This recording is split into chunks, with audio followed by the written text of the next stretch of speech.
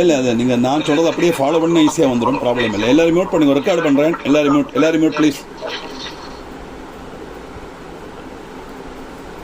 கோளறு பதிகம் திருஞான சம்பந்தனோட கிருதி.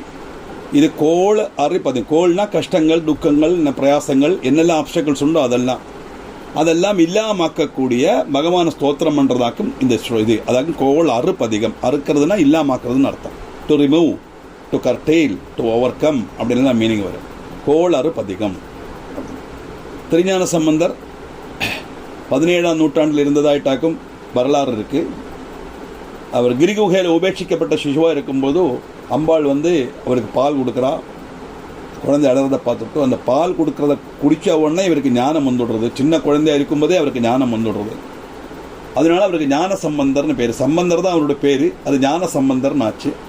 தமிழில் எல்லாத்துக்குமே திரு சேர்த்துப்பா. இப்போ நம்ம திருவோணம் சொல்கிறோம் இல்லையா, திருவாதிரை. ஆதிரை தான் நட்சத்திரம், திருவாதிரை அப்படின்னு. திருவுங்கிறது ரெஸ்பெக்டை கொடுக்கக்கூடிய காரியம். அதனால திருஞான சம்பந்தர் அப்படின்னு 63 நாயக்கர்மாரில் ஒருத்தராக இந்த திருஞான சம்பந்தர். அவருக்கு ஒரு கல்யாணம் நடக்கிறது. 63 நாயக்கரில் ஒருத்தருடன் அவருடைய மகளை கல்யாணம் பண்ணி கொடுக்குறார். கூடுதல் டீட்டெயில்ஸ் நான் உங்களுக்கு அடுத்த கிளாஸுக்குள்ளே சொல்கிறேன். அவர் ரிஜிச்சதாக்கும் இந்த கோளறு பதிகம். இது என்னன்னா, என்னுடைய கண்டென்ஸ் என்ன நான் சொல்கிறேன். சாதாரண நவகிரகங்கள், அந்த சனி தசை, அந்த தசை, இந்த தசையெல்லாம் நம்ம சொல்லுவோம் இல்லையா, இதெல்லாம் நமக்கு உபதிரவமாக தான் வரும்.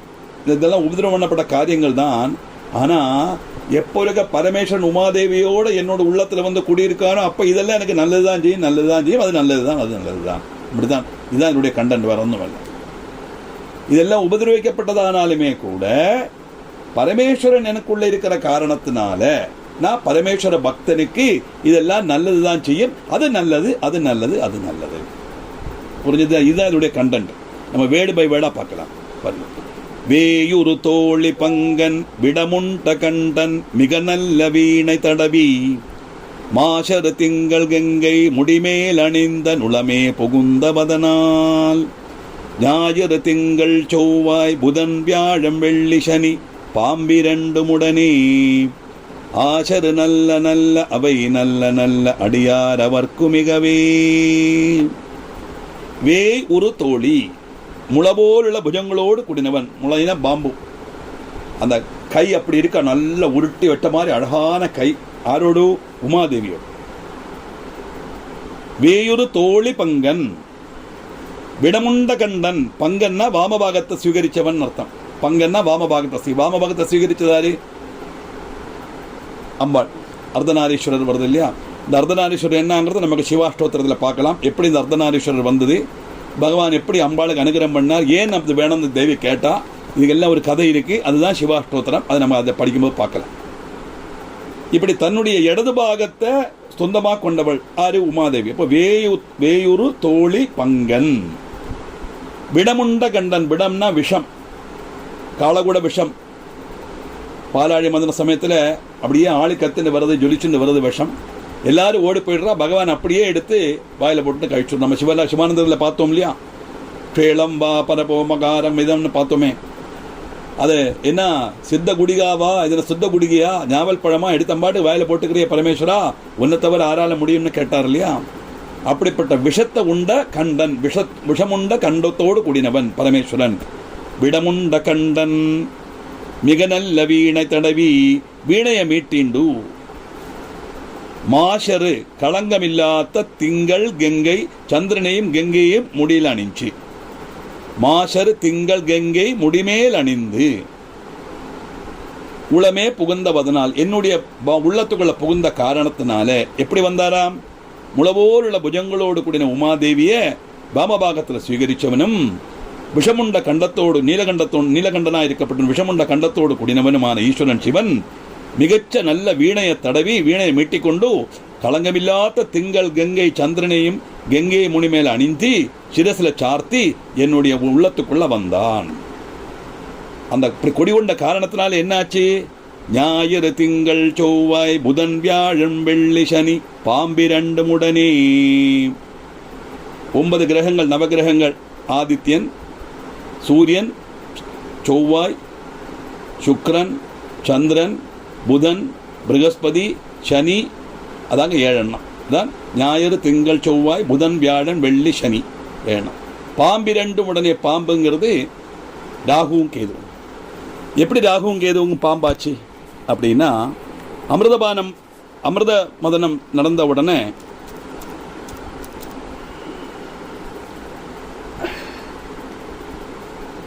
அந்த அமிர்தம் கிடைக்கிறது. அப்போ எப்படி நம்ம இவாளுக்கு கொடுக்க முடியும்? அதனால ராட்சசால எல்லாம் ஒரு சைடில் உட்காத்தி, தேவர்கள் எல்லாம் ஒரு அசுரான்மாரெல்லாம் ஒரு சைடும் தேவன்மாரெலாம் ஒரு சைடில் உட்காண்டா. அப்படியே மகாவிஷ்ணு மோகினி அவதாரம் எடுத்து இவாளுக்கு கண் காதெல்லாம் காணிச்சு, இவாளை சேட்டை காணிச்சு, இவ அப்படியே மோகினியோடு அந்த அழகில் இங்கே அசுரல் இருக்கும்போது தேவர்களுக்கெல்லாம் அமிர்தம் கொடுத்துட்டே இருப்பாள். அப்போ அமிர்தம் எடுத்து இவாளை கொடுக்குற மாதிரி கொடுத்துட்டு தன் சேஷ்டையினாலே இவாளை மயக்கி தேவர்களுக்கு கொடுப்பாள். அப்படி கொடுக்கும்போது அந்த இடத்துல 2 அசுரன்மார் வந்துடுறான். அந்த அசுரன்மார் வந்த உடனே சூரியனும் சந்திரனுமாக்கும் இந்த அமிர்த சத்திய பண்ணுற இடத்துல காவல். இந்த காவல் நிற்கும் போது அவள் பார்க்குறா, பாக்கி தேவர்கள் எல்லாம் அனிமேஷாவா, தேவர்களுக்கு கண் கொட்டாது, கண் இப்படி திறந்தே இருக்கும். இவ 2 பேரோட மட்டும் கண் மட்டும் திறந்து அடைக்கிறது. ஏன்னா அசுரால் அல்லவா, அதை வச்சு கண்டுபிடிச்சுடுறான். இந்த எந்திரன் ஒரு படம் வந்ததுலேயே அதில் ரஜினிகாந்த், ஒரிஜினல் ரஜினிகாந்த் எப்படி கண்டுபிடிப்பான்னு கேட்டால், மாக்கி உள்ளதெல்லாம் ரொட்டேட் ஆகும் தலை, இவனுக்கு ரொட்டேட் பண்ண முடியாது, மனுஷன் இல்லவா, அப்படி வச்சு கண்டுபிடிச்சிடுவான். அதே மாதிரி கண்டுபிடிச்சா உடனே இந்த சூரியனின் சந்திரமாரும் வந்து அவளுடைய இதனால் இந்திரன் வந்து வஜ்ராயுதத்தினால அவளுடைய கழுத்தை வெட்டிடுறான். கழுத்தை வெட்டும் போது இவ தெரியாமைக்கு அந்த இதை பானம் பண்ணிட்ட முழுங்கலை பாய்க்குள்ளே இருக்கு அமிர்து. அதனால அவளுடைய சிரசை மட்டும் இருந்து பாக்குள்ள பாகம் மட்டும் அப்படியே ஒலிச்சு போயிடுது. அதனால அவளுக்கு பாம்போட ஆகிருதி வந்தது. அதாக்க ராகுவும் கேதுவும் பாம்பு அப்படின்னு சொல்லப்பட்ட காரணம். அப்போ சூரியன், சந்திரன், செவ்வாய், புதன், வியாழன், வெள்ளி, சனி கிரகங்கள், ஆதித்யன், அங்காரகன், சுக்கிரன், புதன், ப்ரஹஸ்பதி, சனி, இந்த 7 திங்களும் 2 பாம்பு ராகுவும் கேதுவும். என்னாச்சு? அவளெல்லாம் சாதாரணமாக எல்லாருக்குமே உபதிரவம் செய்யப்பட்டவாளானாலும் கூடி அந்த பரமேஸ்வரன் உள்ள இருக்கிறதுனால சிவபக்தனுக்கு இவாளெல்லாம் தோஷம் செய்ய மாட்டா. அப்படின்னா பரமேஸ்வர பக்தியோட பரமேஸ்வரனை உள்ளுக்குள்ள வச்சு தியானம் பண்ணப்பட்ட ஒரு వ్యక్తిக்கு இந்த நவ கிரகங்களால எந்த பிரச்சனையும் வராது.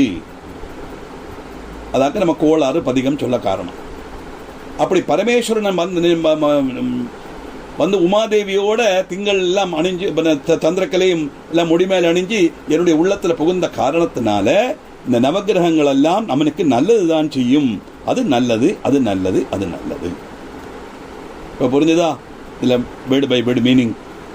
ராகுவும் கேதுவும் 2 சர்ப்பங்களோடு கூடின அடியார் அவருக்கு பக்த ஜனங்களுக்கு, அடியார்னா நாங்கள் பக்த ஜனங்கள், அடியார் அவருக்குன்னா பக்த ஜனங்களான எங்களுக்கு அது நன்மைகளாய் பவிக்கிறது. மற்றவாளுக்கு வேணா நவகிரகங்கள் உபதிரவமாக இருக்கலாம், ஆனால் சிவபக்தனுக்கு நவகிரகங்கள் எப்பவுமே நல்லதாகத்தான் இருக்கும். All the 9 planets are always doing favors to Shivabhakta. That is the importance of Parameshwara, who is coming and sitting in our heart. That means one who is always meditating, always thinking about Lord Shiva. They need not worry about the 9 planets. No problem at all. எந்த ஜாதகத்தில் problem இருந்தாலும் ஒன்றும் செய்யாது. முருகன் சொல்லும்போது நாள் ஏன் செய்யும், உன்னை நாடி வந்து என்னை நாடி வந்த கோள் தான் ஏன் செய்யும், அதான் கோள் வருது, அதான் கோளர பதிகம் வர காரணம். அப்படிப்பட்ட அந்த தோஷமில்லாதவையாய் நன்மைகளாக பவிக்கிறது. மற்றவாளுக்கெல்லாம் இந்த கிரகங்கள் தோஷம் செய்தாலும் பரமேஸ்வரனை உள்ளுக்குள்ள வச்சிருக்கப்பட்ட அந்த பக்தனுக்கு, பரமேஸ்வர பக்தனுக்கு இது நன்மைதான் பவிக்கும். அது நல்லது, அது நல்லது, அது நல்லது. அதுதான் அந்த ஸ்லோகத்தில் வருது. ஆஷரு நல்ல நல்ல அவை நல்ல நல்ல அடியார் அவருக்கு மிகவே. ஆஷருன்னா தோஷம் இல்லாததா மாறுறது, நல்ல நல்ல நன்மைகளாய் பவிக்கிறது. தோஷம் இல்லாதது மாறுறது மட்டுமல்ல, நல்லதா வருது. அதில் பார்த்தோம், அந்த பின்ன கஷ்டங்களை இல்லாமல் துக்க சமன்யே நமஹா சுகப்பிரதாயை நமஹான்னு வருது. துக்கங்களை இல்லாமக்கவும் செய்வள், சுகத்தை கொடுக்கவும் செய்வள்னு வருது. 2 பண்ணு. துக்கத்தை இல்லாமல் பேசாமல் இருந்தால் போறாது, சுகத்தையும் கொடுக்கணும். அதே மாதிரி தோஷம் இல்லாதது ஆகிறது, ஆனால் நன்மைகளாய் பவிக்கிறது. Always doing favour to the person who is meditating lord Shiva or who is acting as சிவபக்தா. சிவபக்தனான இருக்கப்பட்டவன் இந்த நட்சத்திரங்களாலேயோ இதனாலேயோ எந்த பாதிப்பும் அவனுக்கு வராது. தாற்பயம் இதாக்க அந்த ஸ்லோகத்தினுடைய அர்த்தம். அது அடுத்தது, என்படு கொம்படாமை இவை மார்பிலங்க வெறிதேறி ஏழையுடனே பொன்பொதி மத்த மாலை புனல் சூடி வந்த நுளமே புகுந்தவதனால் 9 முடனாய நாள்கள் அவைதாம் அன்படு நல்ல நல்ல அவை நல்ல நல்ல அடியாரவர்க்கு மிகவே.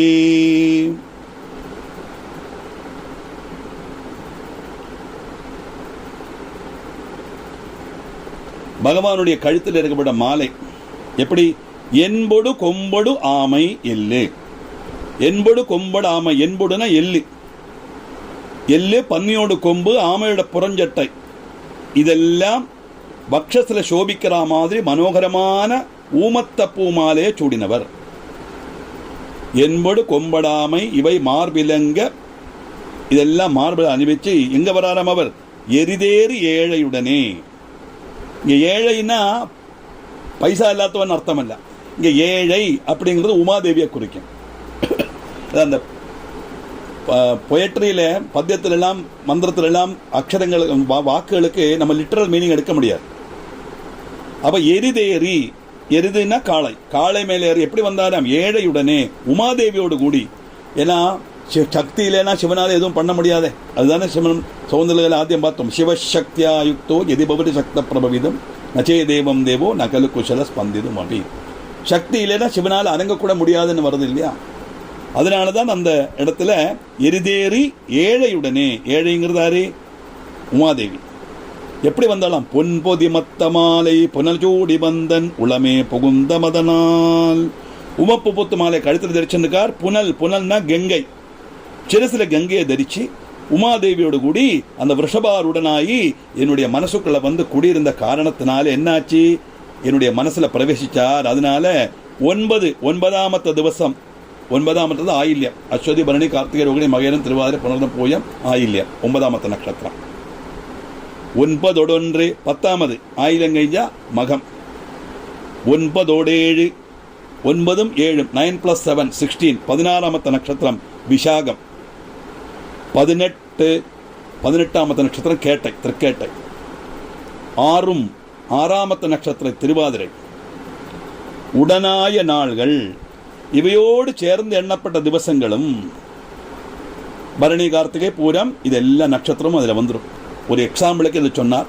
சொல்லிட்டு இதுங்கூட வரப்பட்ட மற்ற நட்சத்திரங்கள் அவை எல்லாம் சித்ரா, சுவாதி, பூராடம், பூருட்டாதி, இப்படி 27 நட்சத்திரங்களும் அடியார் அவருக்கு சிவதாசனான ஜனங்களுக்கு அன்போடு சிநேகத்தோடு கூடி நன்மங்களாக பவிக்கும். அப்ப இதுல இருந்தே தெரிஞ்சுக்கணும், இந்த நட்சத்திரத்துல பிறந்தா நல்லது, அந்த நட்சத்திரம் பிறந்தா சப்பட்டை, அப்படிலாம் நம்ம நினைச்சுக்கப்படாது. அபத்தமா நம்ம சொல்லிட்டு வரோம். ஹஸ்தத்தப்பன் அரையோளம். ஹஸ்தத்துல குழந்தை பிறந்தா அவ அப்பா அந்த குழந்தை அவனோட அரை வரை இருக்கிற வரைக்கும் அப்புறம் செத்து போயிடுவான். நீங்க நிறைய பேர் பேரன் பத்தி கொள்ளு பேத்தி எடுத்த தாத்தா இருக்கார், ஹஸ்தத்துல குழந்தைய பெற்றுன்னுட்டு. அது மாதிரி மூலத்து மாமியார் மூலையில, மூல நட்சத்திரத்தில் ஒரு பொண்ணு வந்தாச்சுன்னா அந்த மாமியார் மூலையில உட்காந்து மாமனாரை தட்டிடும். ஆயிலத்து மாமியார் ஆசந்தியில், ஆயிலத்தில் கல்யாணம் பண்ணினா அந்த மாமியார் ஆசந்தின்னா அந்த ஸ்ட்ரெச்சர் டெட் பாடியை கொண்டு போகிறோம், அதுக்கு பேர் ஆசந்தின்னு பேர். ஆயிலத்தில் கல்யாணம் பண்ணிட்டு வந்து பேரன் பேத்தி எடுத்து கொள்ளு பேத்தி எடுத்தவரை அந்த பாட்டி சௌக்கியமாக இருக்கா. நிறைய இடத்துல நமக்கு தெரியும். ஆயில நட்சத்திரம் நிறைய நம்ம சொந்தத்திலே இருக்கா எல்லாரும். எதுக்காக சொல்றேன்னா, அந்த நட்சத்திரங்கள் எல்லாம் இது மோசம் அது மோசம் நாமளாக நம்ம நினைச்சுக்கிறோம். ஆனா எவனோருடைய மனசுல பரமேஸ்வர பக்தி இருக்கோ அந்த பரமேஸ்வர பக்தி எப்படி இருக்கணுங்கிறது தான் இங்க காட்டித்தரார். இந்த மாதிரி உமையோடு கூடி அந்த ரிஷபாருடனாய் தலை கங்கை அணிஞ்சுண்டு அந்த பரமேஸ்வரன் உள்ளத்துல ஒளிந்திருக்கிறதுனால இந்த 27 நட்சத்திரங்களும் அவனுக்கு நல்லதுதான் செய்யும். அது நல்லது, அது நல்லது, அது நல்லது.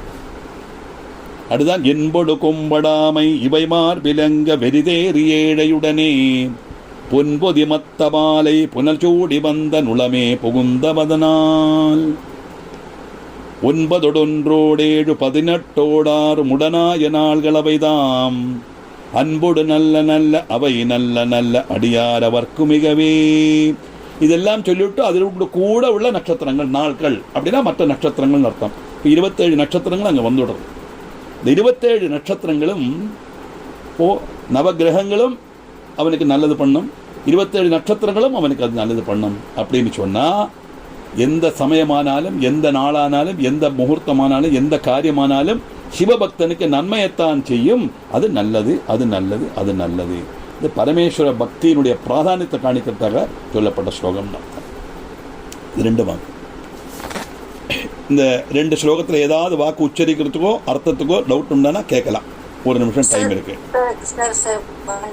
One second madam, 1 second.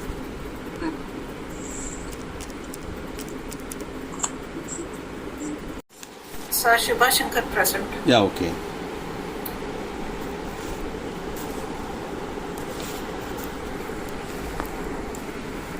முதல்ல ஸ்லோகம் சொல்கிறேன், அப்புறம் ஒவ்வொரு வாக்கா மீனிங்காக பார்க்கலாம். உருவளர் பவளமேனி ஒளி நீரணிந்து உமையோடும் வெள்ளை விடமேல் முருகலர் கொன்றை திங்கள் முடிமேல் அணிந்த நுளமே புகுந்தவதனால் திருமகள் கலையதூர்த்தி ஜெயமாது பூமி திசை தெய்வமான பலவும் அருணதி நல்ல நல்ல அவை நல்ல நல்ல அடியாரவர்க்குமிகவே. உருவளர் அப்படின்னா அழகு சொட்டப்பட்டதுன்னு அர்த்தம். யார் யார்ப்பா அழகு சொட்டப்பட்டவள் சொல்லுங்க, வராது பார்ப்போம். அழகு சொட்டப்பட்டது யாரு? Very good, Parvati. எங்க ஒய்ஃபு சொல்லிட்ட பார்வதி தேவியன். அதான் என்ன வர்ணனை பாருங்களேன். அப்படியே பால் கொடுத்த அம்மை அல்லவா, அப்படியே சந்தோஷம் தாங்க முடியாது. திருஞான சம்பந்தம் சௌந்தரியம் அப்படியே துளும்புறதாம், அப்படியே கொட்டுறதாம் சௌந்தரியம். எப்படிப்பட்ட சௌந்தரியம்? பவளமேனி, பவிழத்தினுடைய நிறமுள்ள சுபந்த சரீரம். அந்த சரீரத்தோட ஒளிநீர் அடைந்த பிரகாசம் மிதற்பட்ட பஸ்மம் தரிச்சு முருகு அலர் சுகந்தம் மிதறி விழப்பட்ட கொன்னப்பூ கொண்டுள்ள மாலையும் திங்கள் சந்திரனும் முடிமேல் அணிந்து சிரசில் அணிஞ்சி வெள்ளை விடமேல் வெளுத்த காளைக்கு மேல உமையோடும் உமாதேவி சமேதனாக அந்த பரமேஸ்வரன் என் உள்ளமே புகுந்த அதனால், என்னுடைய மனசுக்குள்ள வந்த காரணத்தினால என்னாச்சு? திருமகள் லக்ஷ்மி தேவி, கலை அது ஊர்த்தி கலாதேவி சரஸ்வதி தேவின்னு அர்த்தம். ஜெயமாது துர்காதேவி, ஜெயமாது பூமி பூமாதேவி, திசை தெய்வம், திசை தெய்வம்னா திக்பாலகன்மார், 10 பேர் உண்டு திக்பாலகன்மார். ஆரெல்லாம்? இந்திரன், அக்னி, யமன், நிருதி, வருணன், வாயு, சோமன், ஈசானன், பிரம்மா, விஷ்ணு. 10 திக்கு எதெல்லாம் தெரியுமா? கிழக்கு, தெற்கு, மேற்கு, வடக்கு. கிழக்கு, தெற்க, படிஞாறு, வடக்கு, இல்லையா? East, south, west, north. அப்புறம் இந்த சவுத் ஈஸ்ட்டு, தெற்கு கிழக்கு, தென்கிழக்கு, தெற்கு கிழக்கு. அப்புறம் தெற்கு படிஞாறு, சவுத் வெஸ்ட்டு.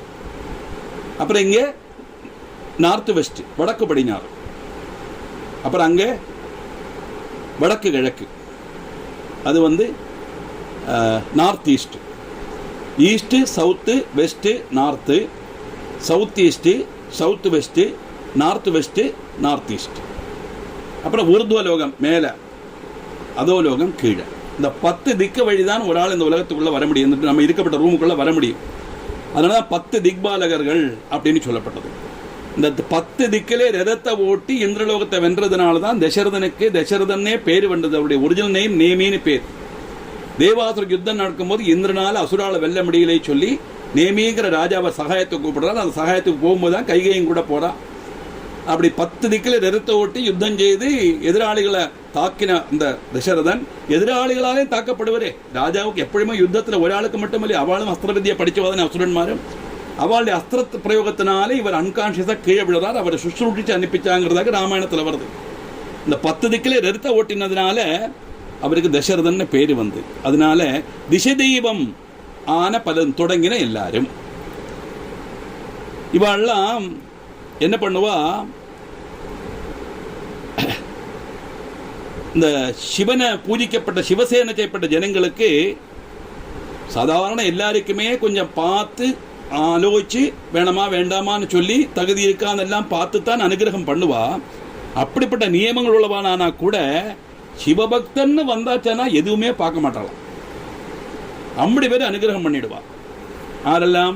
லக்ஷ்மி தேவி, சரஸ்வதி தேவி, துர்கா தேவி, பூமாதேவி, 10 திக்பாலகர் தொடங்கின அத்தனை பேரும் நிஷ்கர்ஷதையோடு கூடிய நியமங்கள் உள்ளவாரானா போலும் நல்ல நன்மைகள் அவ தருவா.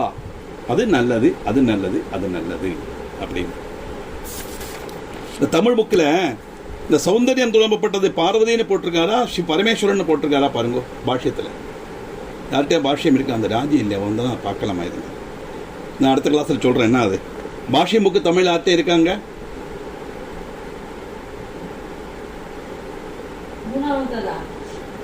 ஆமாம்,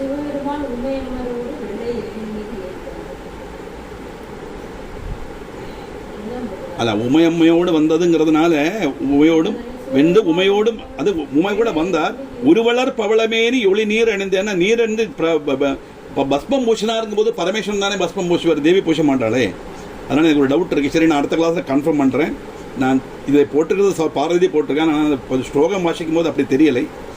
உருவலர் பவளமேனி ஒளிநீர் அணிந்து உமையோடு அணிந்து உமையோடும் வெள்ளை விடமேல் இதெல்லாம் செய்துண்டு உமையோடு கூடி அந்த காளைக்கு மேலே வந்தார் தானே சொல்றது.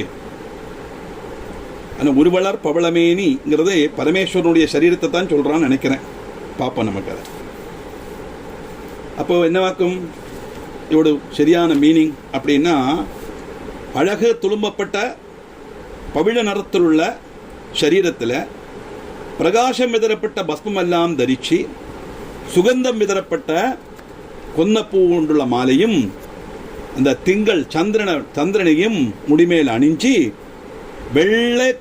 வெளுத்த காளைக்கு மேலே உமாதேவி சமேதனாக அந்த பரமேஸ்வரன் என்னுடைய உள்ளத்துக்குள்ள புகுந்த காரணத்தினால, பக்தனானுடைய என் மனசில் குடிகொண்ட காரணத்தினால லக்ஷ்மி தேவியும் கலாதேவியும் சரஸ்வதி தேவியும் துர்கா தேவியும் பூமாதேவியும் 10 திக்பாலகன் தொடங்கின அத்தனை பேரும் பல பல தெய்வங்களும் அந்த சிவசேனை செய்யப்பட்ட ஜனங்களுக்கு நல்ல நல்ல காரியங்களை சேரார். எவா வந்து நிஷ்கர்ஷதையோடு கூடி நியமங்கள் உள்ளவனானா போலும் பல பல நன்மைகள் அவா செய்வா அப்படின்னு சொன்னா, மற்ற இதெல்லாம் இப்போ அனுகிரகம் பண்ணும்போது அந்த அனுகிரகம் பண்றதுக்கான தகுந்த மாதிரி உள்ள யோகியதை இருக்கான்னு பார்த்துத்தான் அனுகிரகம் பண்ணுவாளாம் சாதாரணமா இந்த தேவர்கள் எல்லாம். ஆனா சிவபக்தன்னு வந்தாச்சுன்னா எந்த யோகியதையும் அப்புறம் பார்க்க மாட்டான்னு தாத்பரியம். என்ன அர்த்தம்னா, பரமேஸ்வரன் உமாதேவி சகிதனா மனசுக்குள்ள குடியிருக்கிற சமயத்துல அவன் எல்லாம் நல்லவனாத்தான் இருப்பான், படிக்கிறதுக்கு அர்ஹதை உள்ளவனாத்தான் இருப்பான், பணம் சம்பாதிக்கிறதுக்கு யோகிதை உள்ளவனாத்தான் இருப்பான், நியாயமான விதத்தில் பணம் சம்பாதிக்கிறவனாத்தான் இருப்பான், க்ஷமையினுடைய நாளாத்தான் இருப்பான், அவன் ஐஸ்வர்ய பூர்ணமாத்தான் இருப்பான் தாத்பரியம். அதனால இது ஒண்ணுமே பார்க்காம பரமேஸ்வர பக்தன்கிற ஒரே ஒரு குவாலிட்டி போரும் இந்த அத்தனை தெய்வர்களும் ஆன பலவும் அவளுக்கு நல்லதுதான் செய்வா. அது நல்லது, அது நல்லது, அது நல்லது. இவ்வளவு இம்பார்ட்டன்ஸ் அந்த பரமேஸ்வர பக்தனுக்கு சொல்லப்படும் தாத்பரியம். பரமேஸ்வர பக்தன்னா நான் எல்லா கிளாஸ்லையும் சொல்றேன், திருப்பியும் சொல்றேன், சிவன் மட்டும் நினைச்சுக்கப்படாது, ஈஸ்வர பக்தி அதுதான் தாத்பரியம். அதை வர்ணிக்கும் போது சிவனானதுனால சிவனோட ரூபத்தில் அப்படி வர்ணிச்சு வர்றாரு. மகாவிஷ்ணுவான சங்கச்சக்கர கதாதாரி அழகா தாமரை பூ வச்சிருந்தாரு, அப்படி அந்த வர்ணனை அப்படி போகும். ராமர்னா கோதண்டம் வில்லெல்லாம் வச்சு அந்த மாதிரி வர்ணனை போகும். அந்தந்த ரூபத்துக்கு நம்ம ஆராதனா மூர்த்தியா வச்சிருக்க ரூபத்துக்கு தகுந்த மாதிரி வர்ணனை போகுமே ஒழிய தாற்பயம் என்னன்னா, எவனுடைய மனசுல ஈஸ்வர விசாரம் இருக்கோ, எவன் அந்த ஈஸ்வர விசாரத்தை நல்ல மனசுக்குள்ள கொண்டு வந்து உண்மையான ஆத்மார்த்தமான பக்தி காணிச்சு நம்பிக்கையோட வழிபடுறானோ, அதுதான் மோஸ்ட் இம்பார்ட்டன்ட். நம்பிக்கை வேணும். எல்லாரும் சொல்றாளே நானும் சொல்றேன்னு அப்படி நினைக்கப்படாது. கிடைக்குமோ பார்ப்போம், நமக்கும் கிடைக்குமோ பார்ப்போம், அப்படி போகப்படாது. எனக்கு கிடைக்கும், கிடைக்கணும், கிடைக்காம விடமாட்டேன் அப்படிங்கிற எண்ணத்துல போகணும். அதுதான் அந்த உரச்ச விதி. மனோரூபேட்சி கோதண்டான்னு சொல்றோம் இல்லையா, அந்த கரும்பு மாதிரி இருக்கணும் மனசு. இதுல பக்தியில கரும்பு மாதிரி உரைச்ச மனசுன்னா கல் மனசுன்னு அர்த்தம் இல்லை, பக்தியில உரைச்ச மனசா இருக்கணும். அந்த மனசோடு இருக்கப்பட்டவனுக்கு படித்தமோ ஐஸ்வர்யமோ மற்ற எந்த காரியமாகட்டும், எந்த திக்கிலிருந்து எந்த ஆபத்துகள் ஆகட்டும், இதெல்லாம் ஒண்ணுமே அவனுக்கு பிரச்சனமே இருக்காது, எல்லாம் அவனுக்கு கைகூடும் தாற்பயம். அதனால இவ்வாளெல்லாம் நிஷ்கர்ஷதை உள்ளவாளா இருந்தாலுமே கூட பரமேஸ்வர சேவகனானா அவனுக்கு எல்லாரும் அனுகிரகம் பண்றா, அது நல்லது நல்லது நல்லது, அவன் நல்லதுதான் பண்ணுவா, அது நல்லது நல்லது நல்லது அப்படின்னு பரமேஸ்வர பக்திக்கு ஊக்கம் கூட சொல்லப்பட்ட ஸ்லோகம் அது.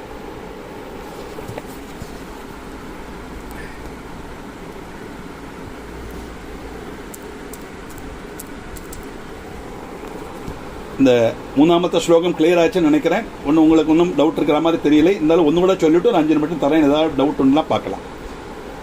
மதினுதல் மங்கையோடு வடபாலிருந்து மறையோதும் எங்கள் பரமன். 4வது நதியொடு கொன்றை மாலை முடிமேல் அணிந்த நுளமே புகுந்தவதனால் கொதியுறு காலனங்கி நமனோடு தூதர் கொடுநோய்களான பலவும் அதிகுணம் நல்ல நல்ல அவை நல்ல நல்ல அடியார் அவர்க்கு மிகவே. மதினுதல் மங்கையோடு.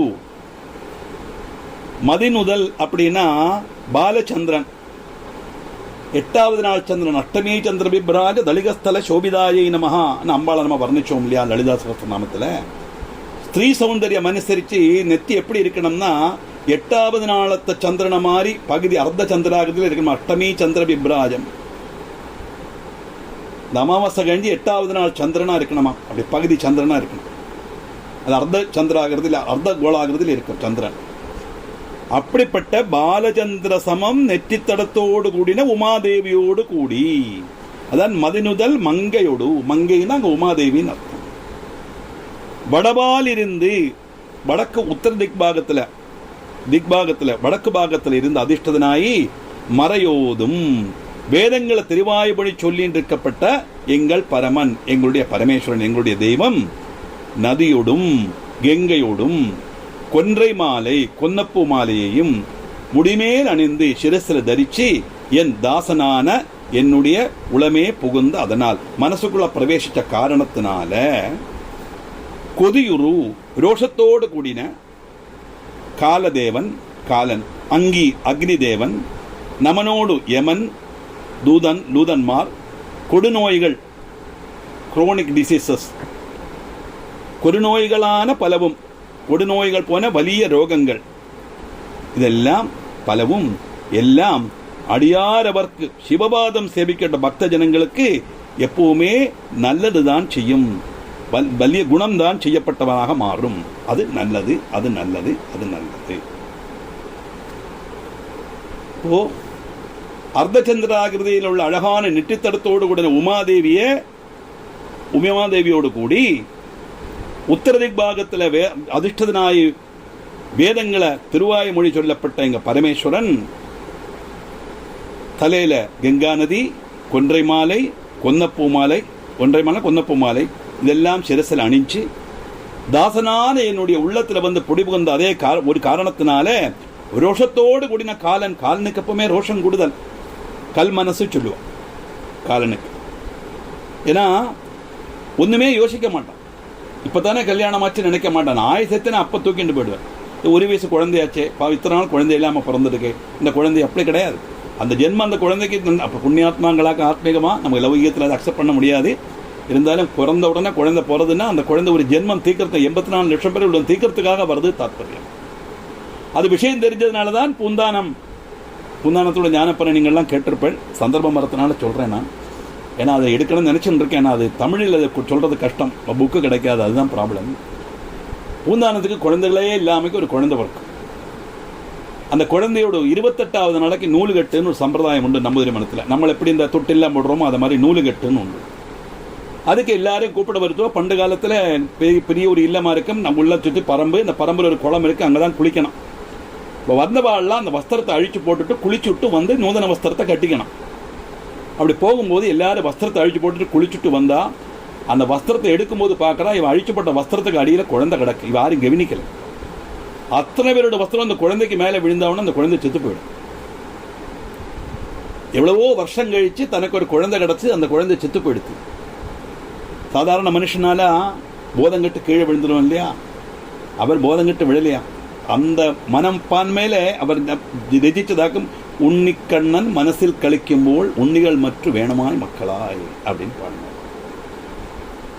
உன்னிக்கண்ணன் மனசில் கழிக்கும்போல் உன்னிகள் மற்ற வேணமோ மக்களாய் அப்படின்னு பாட காரணம். அந்த சமயத்தில் ரசிச்சாக ஞானப்பான். ஏன்னா அவர் ஞானி, அதனால அவருக்கு தெரியும் இந்த குழந்தைங்கிறது ஒரு புண்ணிய ஆத்மா. அதனாலதான் பூந்தானத்துக்கு குழந்தையா பிறந்தது. அவ்வளவு புண்ணியம் செய்திருக்காரு. ஆனா ஒரு ஜென்மத்தை எடுக்கணும், மனுஷ ஜென்மம் எடுக்கணும். அதுக்காக பூந்தானத்தோட குழந்தையா வந்து பிராணனை விட்டுருத்துன்னு தாற்பயம். அதனால பலவிதமான ரோகங்கள் இதெல்லாம் நமக்கு நல்லது தான் செய்யும். சிவபாதம் செய்யப்பட்ட பக்தன்மாருக்கு நல்லது தான், குணம் தான் செய்யும். அது நல்லது, அது நல்லது, அது நல்லது. எதுக்காக சொல்றேன்னா, உந்தானம் எவ்வளவு பெரியவர், அவருடைய குழந்தைன்னு யமனுக்கு பார்க்க மாட்டான். அதனால அவன் கொதியூரும் ரோஷத்தோடு கூடினவன். காலதேவன், அக்னி தேவன், நமன், நமன்னா யமன், யம தூதன்மார் பார்த்தோம். அதிபீஷண கடுபாஷண யமகிங்கர படலி பார்த்தோம் இல்லையா? வெட்டுடா, குத்துடா, புல்லுடா, இடிடா, சவைடா, இப்படிலாம் சொல்லிண்டே அந்த யமதூதன்மார் வந்து நம்மளை பயமுறுத்துவாளாம். அப்படி பயமுறுத்தும் போது பரமேஸ்வரா அவள்கிட்ட விட்டு கொடுத்துறாதே, நீ என்ன ஆட்கொள்ளணும் அப்படிங்க சிவானந்த இந்த இதில் இந்த ஸ்லோகத்தில் வர்ணிக்கணும். நம்ம அதிபீஷண கடுபாஷண யமகிங்கர படலிங்கிற ஸ்லோகத்தில் இப்படிப்பட்டது கொடுநோய்கள், குரோனிக் டிசீஸ் நிறைய இருக்கு, உயிரை கொல்லப்பட்ட நோய்கள். இப்படிப்பட்ட பலதும் எல்லாருக்கும் தோஷம் செய்யப்பட்டதாக இருந்தாலுமே கூட சிவபாதம் சேவிக்கப்பட்ட பக்த ஜனங்களுக்கு எவனுடைய மனசில் இந்த ஈஸ்வர விசாரத்தோட பரமேஸ்வரன் உமா சகிதம் இருக்கிறான எல்லா ஸ்லோகத்திலையும் பார்த்துங்கோ, பரமேஸ்வரனை பிரதிஷ்டிக்கணும்னு சொல்லவே இல்லை ஞான சம்பந்தர். உமா சமேதன் சாம்ப சிவன், சா அம்பா, அம்பாளோட சேர்ந்த சிவன், அதான் சாம்ப சிவன் பேர். சிவன் மட்டும் சொல்றதை விட சாம்ப சிவன் சொல்றதுதான் ரொம்ப பொருத்தமான வாக்கு இவருக்கு. சிவன்னா மங்களம் தான், ஆனா சாம்ப சிவன்னா அம்பாளோடு கூடின சிவன் அர்த்தம். அதுங்க பூர்ணதை. இப்படிப்பட்ட எல்லாருக்கும் அது நன்மைகளை செய்யும். அது நல்லது, அது நல்லது, அது நல்லது அப்படின்னு சொல்லியாக்கும் 4ஆம் ஸ்லோகத்தை முடிக்கிறார்.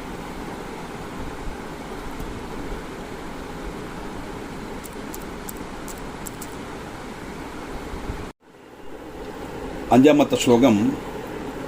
நஞ்சனி கண்டனெந்தை மடவாள் தனோடு விடையேறு நங்கள் பரமன் துஞ்சிரள் வன்னி கொன்றை முடமேல் அணிந்தன் உளமே புகுந்தாதனால் பெஞ்சி நவவுணரோடு முருமரும் இடியும் பெஞ்சி நவவுணரோடு முருமிடியும் இன்னும் மிகையான பூதமவையும் பெஞ்சி நவவுணரோடு முருமிடியும் இன்னும் மிகையான பூதமவையும் அஞ்சிடு நல்ல நல்ல அவை நல்ல நல்ல அடியார் அவர்க்கு மிகவே. இந்த பதம் பிரிச்சு ஆதி அர்த்தம் சொல்றேன், அப்புறம் நமக்கு அன்வயமா பார்க்கலாம்.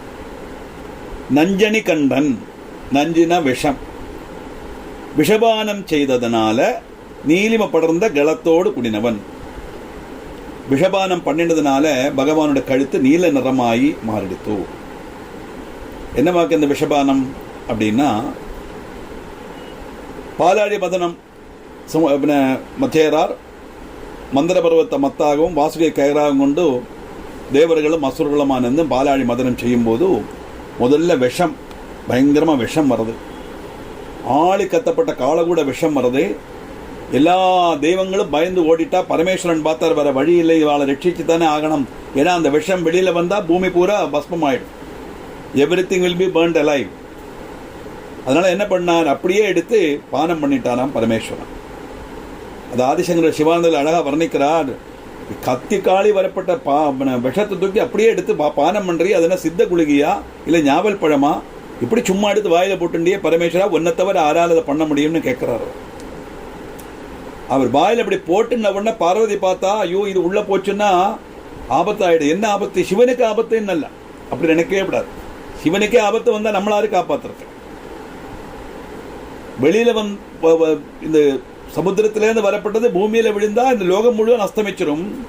இவர் முழுகினா என்ன ஆகும்னா, இத மாதிரி கோடிக்கணக்கான அண்டஜராஜங்கள் தன் உதரத்தில் வச்சு சுற்றிக்கிறாராம் பரமேஸ்வரன். அது பூரா பஸ்மமாயிடும். இப்போ வெளியில லோகமும் பஸ்மமாகப்படாது. பரமேஸ்வரன் உள்ளுக்குள்ள வயிற்றுக்குள்ள இருக்கிற அநேக கோடி பிரம்மாண்டங்களும் பஸ்மமாகப்படாது. நமக்கு தெரிஞ்சல ஒரு சோலார் சிஸ்டம் தானே நமக்கு தெரியறது. இது மாதிரி கோடிக்கணக்கான அண்டஜராஜங்கள் உண்டு. அங்கேயும் ஒரு பூமி இருக்கலாம், அங்கேயும் ஒரு கைலாசம் இருக்கலாம், அங்கேயும் இந்த மாதிரி கிளாஸ் நடக்கலாம் ஆயிருக்கும், நமக்கு தெரியாது. இப்படி கோடிக்கணக்கான அண்டச்சராச்சரங்களும் போயிடப்படாதுங்கிற காரணத்தினால்தான் பார்வதி கழுத்தை போய் பிடிச்சாலே ஒழிய, விஷம் உள்ள போனா சிவனுக்கு ஏதோ ஆகுமோங்கிற அர்த்தத்தில் அதை கழுத்தை பிடிச்சதல்ல. அது சிவானந்தரில் ஜோர வர்ணிக்கிறார் ஆதிசங்கர். அப்படி பார்வதி குளிர்ந்த கையால் அப்படி கழுத்தை போய் பிடிச்ச உடனே அந்த விஷம் உறைஞ்சு அப்படியே நின்றுடுத்தான். அது எப்படி நீல நிறம் ஆச்சு அப்படின்னு கேட்டா, நாலம்பா பரமோபகாரகமிதம் தேகாம் பசூனாம் பதேன்னு சிவானந்தரில் பார்த்தோம். நம்ம வெளியில வந்தா பூலோகம் முழுவதும் அழிஞ்சு போகும், சமஸ்த லோகங்களும் அழிஞ்சு போகும், முழுங்கினா உள்ள இருக்கிற லோகங்களும் அழிஞ்சு போகும் சொல்லி 2 லோகம் அழியாமை பரோபகாரமா செய்த காரணத்தினால அந்த விஷம் பரமேஸ்வரனுடைய கண்டத்துல போனா உடனே அது நீல ரத்னமாக, அந்த சஃபயர், ப்ளூ சஃபயர் சொல்லுவாள், அந்த மாதிரி நீல ரத்னமாக மாறித்து அர்த்தம். அதாக்கும் காரணம் பரோபகாரமா செய்ததுனால அந்த விஷம் கூட ரத்னமா மாறிடுத்து. இன்னொன்று பரமேஸ்வரனுடைய சாமீபியத்தில் விஷம் கூட அது ரத்னமா மாறும். அதான் சர்ப்பங்கள். சர்ப்பம்னா ஹிம்ச ஜந்துக்கள் நம்ம சொல்றோம், எல்லாரும் உபதிரவிக்கின்ற ஜந்துக்கள். அது பரமேஸ்வரனுடைய சாமீபியத்தில் வரும்போது ஆபரணமா மாறிடுது. அந்த ஹிம்சா புத்தி வெடிஞ்சு ஆபரணமா மாறிடுறதுன்னா யாரெல்லாம் பரமேஸ்வரனை தியானம் பண்றாளோ, ஜபம் பண்றாளோ, மனசுல தியானிக்கிறாளோ அவளோட மனசுலேருந்து இந்த ஹிம்சா புத்தி இல்லாம ஆயிடும் தப்பு. இதாக்கும் சிம்பளிக்க காட்டுறதா நாகேந்திரஹாராய திரிலோச்சனாயா நம்ம சொல்றோம். அதுல அல்லாம பகவானுக்கு என்ன சொர்ணாபரணம் கிடைக்காததுனால அல்ல, பாம்பையே ஆபரணமா கொண்டாருன்னா இதுதான் தாத்பரியம். அதனால நஞ்சனி கண்டன் விஷபானம் செய்ததுனால நீல படர்ந்த கலத்தோடு கூடினவன் ஆரி எந்தை என்ன, என்னுடைய தந்தைன்னு அர்த்தம். எந்தை லோகபிதா. இந்த உலகத்தில் யாருமே அநாத கிடையாது, எல்லாருக்குமே அம்மையப்பா உண்டு. பர்மனன்ட் அம்மையப்பா யாருன்னா மாதாஜ பார்வதி தேவி, பிதா தெய்வோ மகேஸ்வரா. பரமேஸ்வரனும் பார்வதியும் தான் பர்மனன்ட் அம்மையப்பா. பாக்கியில இந்த ஜென்மத்தில் வந்தது, போன ஜென்மத்தில் யாரா இருந்தோம் தெரியாது. இந்த ஜென்மத்தில் இருக்கப்பட்டவன் நம்ம அம்மையப்பான்னு சொல்றோம். நீ அடுத்த ஜென்மம் உண்டுனா அதுல யார் அம்மையப்பா ஆவரா தெரியாது. அம்மை எத்தனை அம்மையோ, அப்பன் எத்தனை அப்பனோன்னு ஒரு கவி பாடினார். எவ்வளவோ இருக்க பரமேஸ்வரா, எத்தனையோ அப்பன் எத்தனையோ அம்மை நான் கூப்பிட்டாச்சு, ஆனா எந்த ஜென்மம் எடுத்தாலும் எனக்கு அப்பன் அம்மை யாரு தெரியுமா, நீயும் தேவியும் தான் அப்படின்னு. அதனால எந்தை லோகபிதா, லோகத்துக்கே பிதா பகவான். மடவாள்னா உமாதேவி. மடவாள் தன்னோடு உமாதேவியோடு கூடி எங்க விடையேறும். விடைன்னா ரிஷபம், காளை. காளைக்கு மேல சஞ்சரிக்கப்பட்ட எங்கள் பரமன், எங்களுடைய ஈஸ்வரன் துஞ்சி ஸ்திரமான இருண்ட நிறத்தோடு கூடின வன்னி பூக்களும் கொன்ன பூக்களும் முடிவேல் அணந்து சிறுசில சார்த்தி என் உளம், என்னுடைய மனசுக்குள்ள புகுந்த காரணத்தினால வெஞ்சினம்னா கோபமே சீலரா கொண்ட அசுரன்மார் அசுரன்மாரோடு கூடி உறும் இடியும், பயமுணவாக்கப்பட்ட இடியும் மின்னலும் மிகையான அளவில், அதிகமான அளவில் உள்ள பூதங்களும், இதெல்லாம் இந்த அசுரன்மாரோடு கூட சேர்ந்து நம்மளெல்லாம் பயமுறுத்தப்பட்ட காரியமாக்கும். ஆனா அந்த பூதங்கள் எல்லாம் சிவனுடைய பாதகமல தாசராய் உள்ளவாளுக்கு, சிவபக்தனாக இருக்கப்பட்டவாளுக்கு. யாரு சிவபக்தனோ அவனுடைய மனசு தானே பகவான் குடி கொள்ளுவர் இல்லையா. அதனால சிறுசில இதெல்லாம் தரிச்சுண்டு உமையோடு கூடி ரிஷப வாகனத்திலிருந்து பரமேஸ்வரன் மனசுல உள்ளுக்குள்ள வந்து குடியிருந்த காரணத்தினால இந்த இடிமின்னலாகட்டும், பூதங்களாகட்டும், மற்ற கோபத்தை கொண்டு அசுரர்களாகட்டும், அசுரர்கள்னு சொன்னா நமக்குள்ள இருக்கிற துர்வൃத்திகள்னு அர்த்தம். அல்லாம எந்த அசுரன் நம்மளை வந்து என்ன பண்ண போறான்? அசுரன்னா யாரோ கிடையாது, தேவன்னா நாம தான், அசுரன்னா நாம தான். எப்பதான் நம்ம மனசு நல்லதை சிந்திக்கிறதோ, நல்ல காரியத்தை செய்யறதோ, சந்தோஷமா இருக்கோ, நியாயமான ரீதியில் சந்தோஷமா இருக்கோ, ஈஸ்வர விசாரத்தில் மொழிக்கு சந்தோஷப்படுறதோ, அப்ப நம்ம தேவன். அதுக்கு நேர மாறா எப்பெல்லாம் கோபப்படுறோமோ, எப்பெல்லாம் வருத்தப்படுறோமோ, எப்பெல்லாம் நம்ம அடுத்த வாளுக்கு பற்றி குத்தம் சொல்றோமோ, அதாவது நல்லதல்லாத பிரவൃத்திகள் என்னெல்லாம் சேருமோ அதெல்லாம், என்னெல்லாம் உண்டோ எல்லாம் எடுத்துக்கலாம். இது எல்லாரும் சேராலான மனுஷன் சில சமயத்தில் செய்யத்தான் செய்வன். கோபப்படாத மனுஷன் யாரும் இருக்க முடியும் சொல்லுங்க? எல்லாரும் கோபம் வரத்தான் செய்யும். கோபம் வராட்டாலும் துக்கம் வரத்தான் செய்யும். ஒன்றும் வேண்டாம், நம்ம பார்த்தோம் செல்ல ஆன் பண்ணவே இல்லை, கோபம் வரத்தானே செய்யறது. டக்குன கோபம் வந்துடும். நமக்கு நினைச்சது நடக்கலைன்னா உடன் கோபம் வந்துடும், அப்படியே வந்துடும் கோபம். இதெல்லாம் அசுரவൃத்திகள்னு அர்த்தம். அப்படிப்பட்ட அசுரன்மார், கோபமே சிறிதான அசுரன்மார், நமக்குள்ள இருக்கிற 14 துர்குணங்கள் இருக்கே, அந்த 14 துர்குணங்கள் அர்த்தத்தில் இங்க எடுத்துக்கணும். இவாளெல்லாம் பாதகமல தாசரான எனக்கு எல்லாம் பயத்தோடு கூடி எல்லாரும் பயப்படுத்தப்பட்ட காரியமா இருந்தாலும் அதெல்லாம் நன்மைகளாய் பவிக்கும். என்ன காரணத்தினால? உளமே புகுந்த அதனால். பரமேஸ்வரன் என் சரீரத்துக்குள்ள ஹிருதய கமலத்தில் குடிகொண்ட ஒரே காரணத்தினால எனக்கு எந்தவித துஷ்ட சக்திகளை என்ன ஒன்றும் பண்ணாது.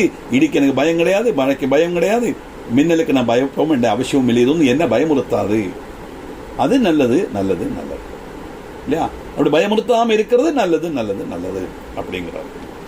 சுருக்கமா சொல்ல போனா, விஷபானம் செய்த நீலகண்டன் பரமேஸ்வரன் லோகபிதா உமாதேவியோடு கூடி ரிஷபவாகனத்தில் சஞ்சரிக்கிற மாதிரி என்னுடைய ஈஸ்வரன் ஸ்திரமாக ഇരുണ്ട നിറത്തോടു കൂടിന വന്നിപ്പൂക്കളും കൊന്നപ്പൂക്കളും முடிமேல் அணிஞ்சு சிரசில சார்த்தினவனாக என்னுடைய உள்ளத்துக்குள்ள மனசுக்குள்ள புகுந்த காரணத்தினால அந்த குரோதமே சீலமாக கொண்ட அசுரவர்த்திகளாகட்டும், இடியாகட்டும், மின்னலாகட்டும், இதெல்லாம் அளவுக்கு அதிகமான ரீதியில் வந்தாலுமே கூட எந்தவித ஒரு பயமும் எனக்கு உண்டாகாது, என்னை பயப்படுத்தாது. காரணம் பரமேஸ்வரன் எனக்குள்ள இருக்கிற காரணத்தினால அது நல்லது நல்லது நல்லது.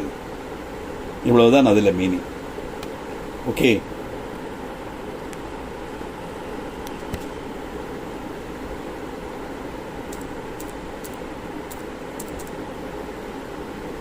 அடுத்தது வாழ்வதிய தளத்தாடை வரிகோ வனத்தர் மடவாள் தனோடு முடனாய் நாள் மலர் வன்னி கொன்றை நதி சூடி வந்த நுளமே புகுந்த அதனால் கோளரியுழுவையோடு கொலையான கேழல் கொடுநாகமோடு கரடி ஆளரி நல்ல நல்ல அவை நல்ல நல்ல அடியார் அவர்க்கு மிகவே.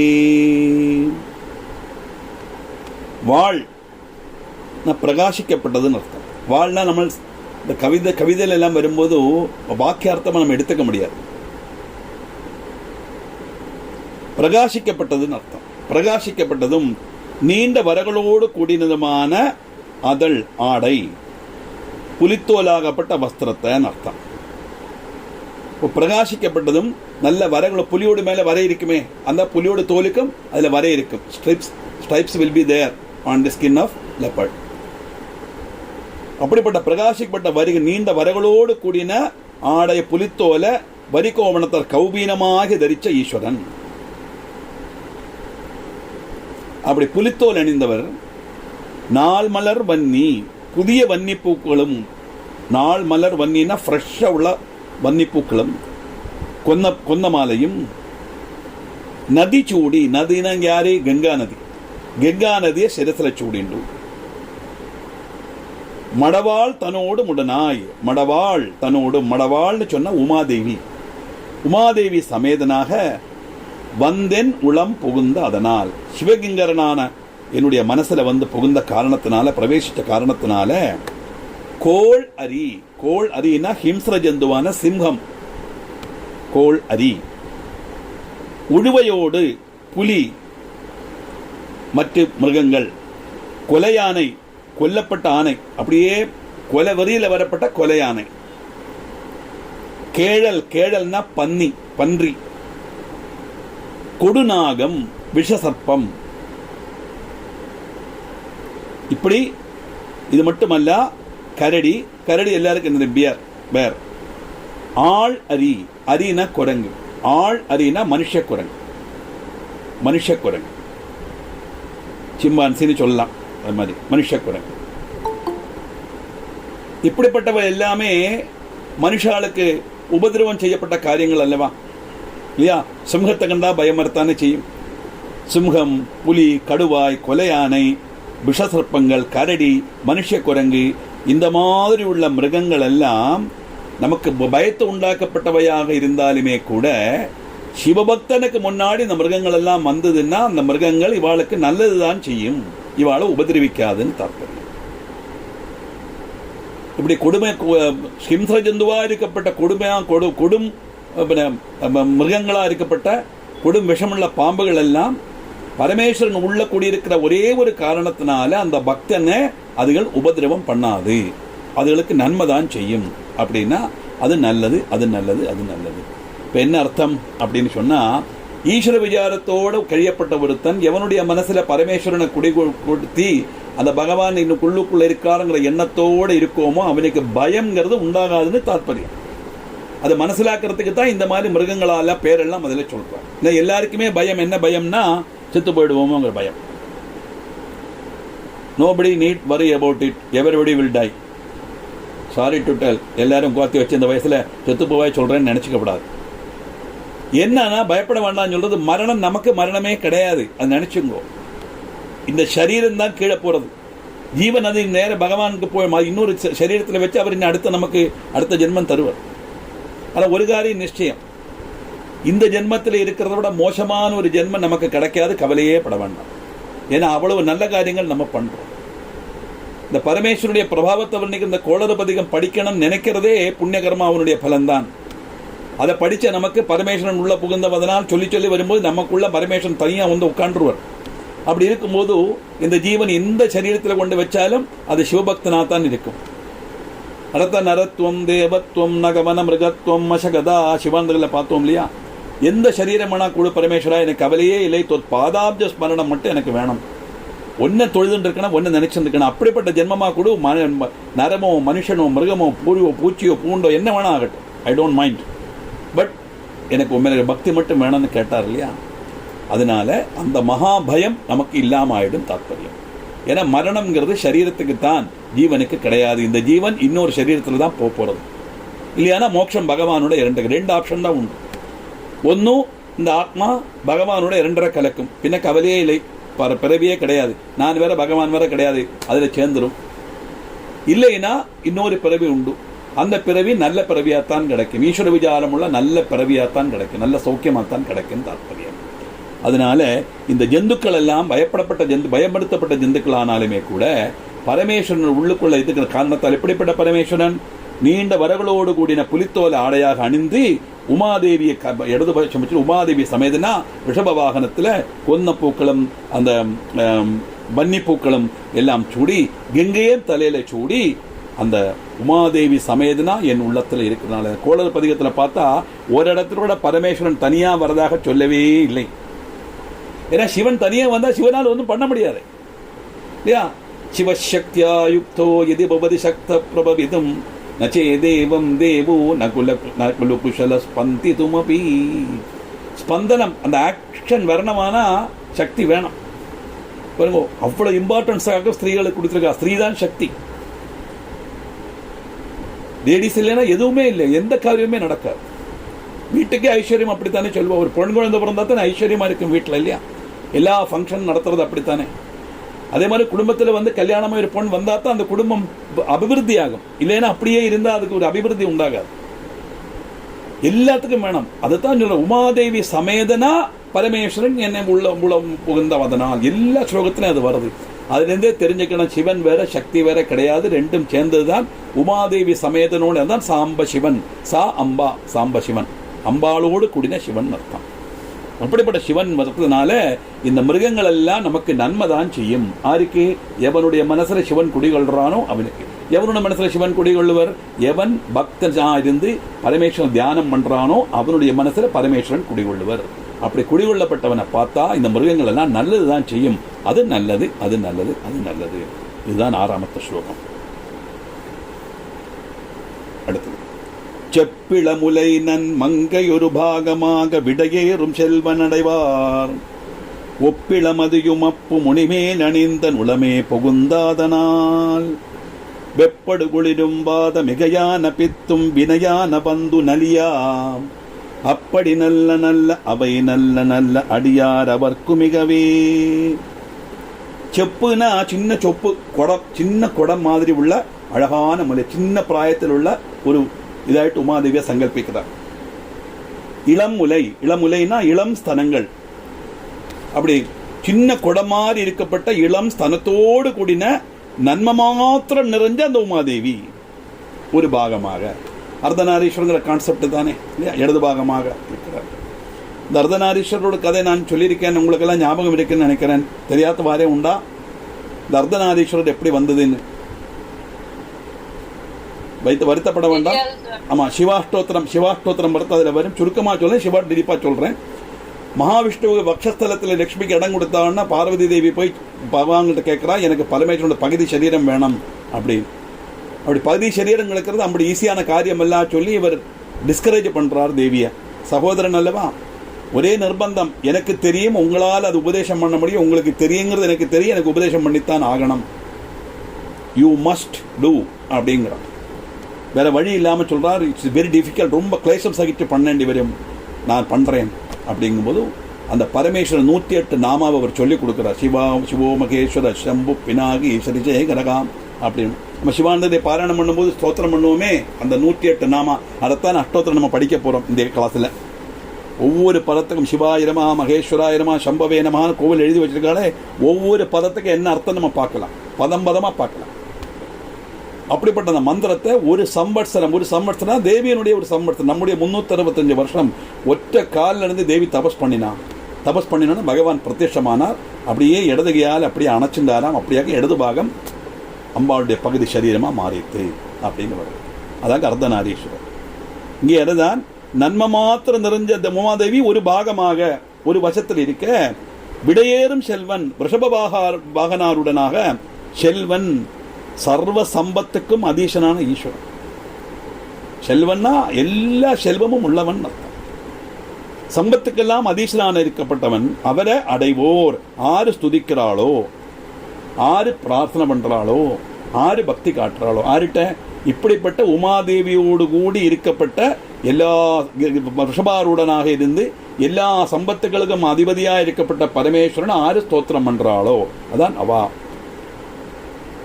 ஒப்பு திருப்தராக போற சௌந்தரியம், இள நித்திய யௌவனம் உள்ள மதியும் சந்திரனையும் அப்பும் கங்கையையும் முடிமேலணிந்து சிரசில தரிச்சு என் உளம் என்னுடைய மனசுக்குள்ள புகுந்த காரணத்தினால.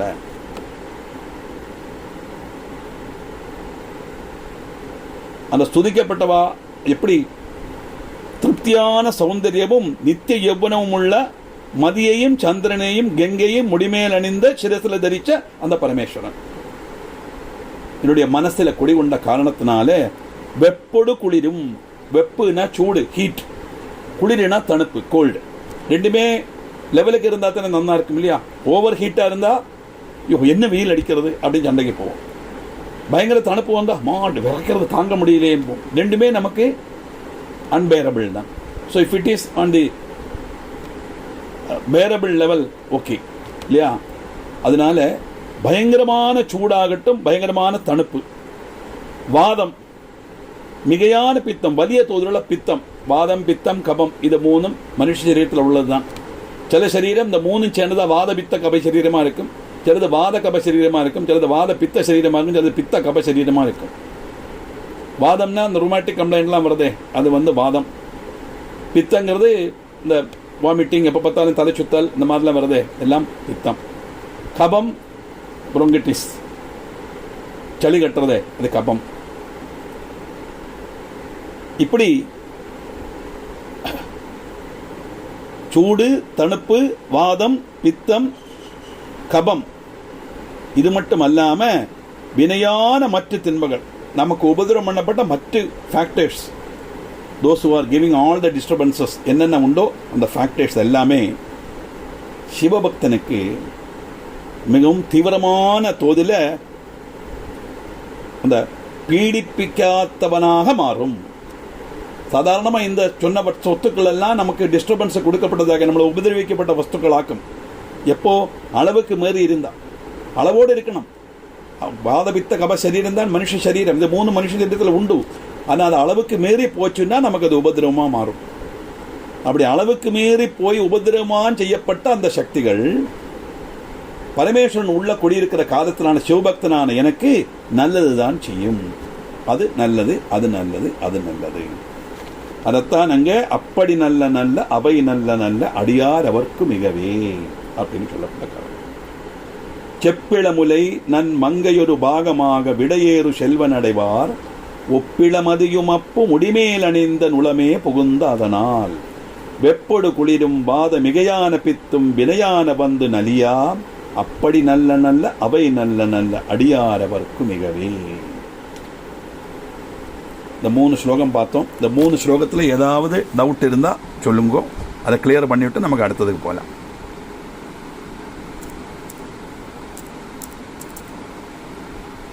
கோளறு பதிகம் 8ஆமத்தது. இன்னைக்கு கூட நான் 2-3 பேரை பார்த்தேன். கோளாறு பதிகம். கோளாறு பதிகம்னா நெகட்டிவ் மீனிங் ஆகிடும். கோளாறுன்னா நமக்கு உபதிரம் இல்லையா, அதுதான் கோளாறுன்னு சொல்லுவா இல்லையா? அவனுக்கு என்ன கோளாறுன்னு கேட்பா இல்லையா? கோளாறு பதிகம். கோள்னா கஷ்டங்கள், துக்கங்கள், நஷ்டங்கள் எல்லாம் நெகட்டிவாக உள்ள எல்லா காரியங்களும். அதை அறுக்கிறதுனா இல்லாமாக்குறதுன்னு அர்த்தம். அப்போ கோளாறு பதிகத்தை கோளாறு பதிகம்னா கோளாறுகள் உண்டாக்கப்பட்ட பதிகம் தான் ஆகிடும். நிறைய பேர் இன்னைக்கு கல்யாணத்தை உடனே 3 பேர் தான் கேட்டான், சார் கோளாறு பதிகம் தான் சொல்லித்தரேன் அப்படின்னு. கோளாறு பதிகம் கிடையாது, கோளாறு பதிகம் அப்படின்னாங்க. அது யாரோ சொல்லியிருக்கான், அந்த சொன்ன மாதிரி எங்களோட கிளாஸில் உள்ளவாள் எல்லாம் கோளாறு பதிகம். அதாக இங்கே சொல்கிறார்,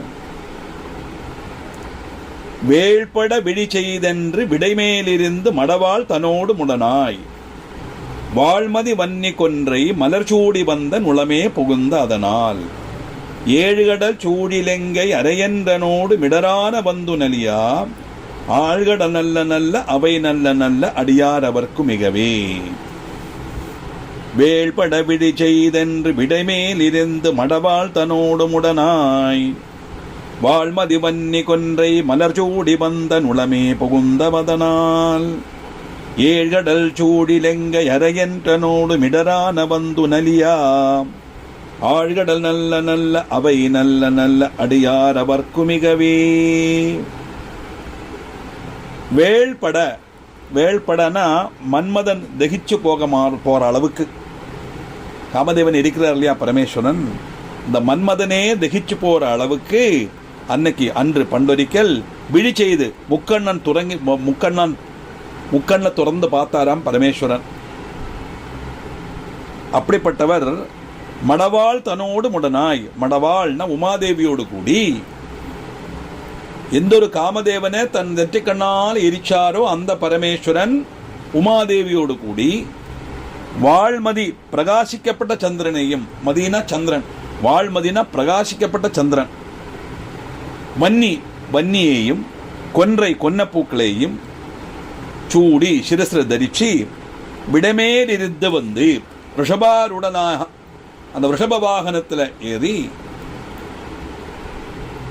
என் உளம் பக்தனான் என்னுடைய மனசுல புகுந்த காரணத்தினால, பிரவேச காரணத்தினால 7 கடல் சூழ் 7 சமுத்திரங்களால சுட்டப்பட்ட இலங்கை அரையன் தன்னோடு, இலங்கையோட அதிபனான ராவணன் தல்சம ராட்சசன்மார் அர்த்தம். ராவணன் மற்றினா எல்லா ராட்சசன்மாரும், ஆழ்கடல் ஆழமேறின சாகரங்களும் இடரான மற்ற துக்கங்களும் வந்து நலியா நமக்கு எந்தவித பீடம் உபதிரவம் நல்காத்ததாக மாறுறது. யாருக்கு? அடியார் அவர் சிவபக்தன்மாருக்கு. அது நல்லது நல்லது நல்லது, இப்படிதான் தாத்பரியம். அதனால தாக்ஷாயணி அந்தர்தானமான உடனே சிவன் அப்படியே ஸ்பந்திச்சு ஸ்பந்தனம் இல்லாமல் ஆயிடுறார், அப்படியே உட்கார்ந்துடுறார். ஏன்னா சக்தி இல்லைன்னா சிவனால் அணங்க முடியாது. சிவசக்தியா யுக்தோ எதிபவது சக்த பிரபவிதும் நச்சே தேவம் தேவோ நகலு குசல ஸ்பந்திதும் அபி. இதுதான் நம்ம சௌந்தர்யங்களில் பார்த்தோம் ஆத்தியத்த ஸ்லோகம். சக்தி இல்லைன்னா சிவனால் அணங்கவே முடியாது. நமக்கே அப்படித்தானே, சக்தி இல்லைன்னா கண்ணுக்கு சக்தி இல்லைங்க, பார்க்குற சக்தி இல்லைன்னா கண்ணால் ஒன்றும் செய்ய முடியாது. காதுக்கு கேட்குற சக்தினா காது அழகு பொருள், அதை கொண்டு பிரயோஜனம் கிடையாது. கை இருக்கு, கையை எடுத்துக்கோ இன்னொன்று எடுத்துக்கோ, புக்கவோ இல்லை ஒரு சாணத்தை எடுக்கவோ முடியலன்னா இந்த கை உண்டு என்ன பிரயோஜனம் நமக்கு? சக்தி இல்லைன்னா சிவன் இல்லை சொல்லப்படாத, சக்தி இல்லைன்னா ஒண்ணுமே இல்லைன்னு அர்த்தம். அந்த சக்தி தான் நமக்கு காரியம். அதனால தாக்ஷாயணி அந்தர்தனமாறார், இவர் அப்படியே உட்காண்டிருக்கார். அந்த சமயத்தில் தாரகாசுரனுடைய ஆவிர்வாவம். தாரகாசுரன் பார்த்தான், ஒவ்வொரு அசுரன்மாரும் வரம் கேட்கிறான், அவளெல்லாம் எப்படியோவது வதிக்கப்படுறான். நம்ம இப்போ ஒரு அழகான ஒரு வரம் கேட்போம், என்னது, நான் சிவபுத்திரனை தவிர ஆறாலே நான் வதிக்கப்படப்படாதுன்னு வரம் வாங்கிட்டேன். ஏன்னா தாக்ஷாயணியில சிவன் தபசுக்கு போயாச்சு. அதனால இனி சிவனுக்கு ஒரு புத்திரங்கிற ஒரு கான்செப்ட் வராதுங்கிறது தாரகாசுரனுடைய மனசுல உள்ள எண்ணம். தபசு பண்ணியாச்சு, பிரம்மதேவன் வரம் கொடுத்து விடுறார். தாரகாசுரன் புத்திரம் தாங்க முடியலை. அப்படி இருக்கும்போது அந்தர்தானமான தாக்ஷாயணி பர்வதராஜ புத்திரியாக பார்வதியாக இருந்து அங்கே வளர்ந்து வரா. அவளுக்கு 16 வயசு சமயம் ஆயிடுச்சு. அப்படி பரமேஸ்வரனையே தியானிச்சு பரமேஸ்வரனையே கல்யாணம் பண்ணிக்கணுங்கிற எண்ணத்திலேயே தபஸ் பண்ணிட்டு இருக்கா பார்வதி.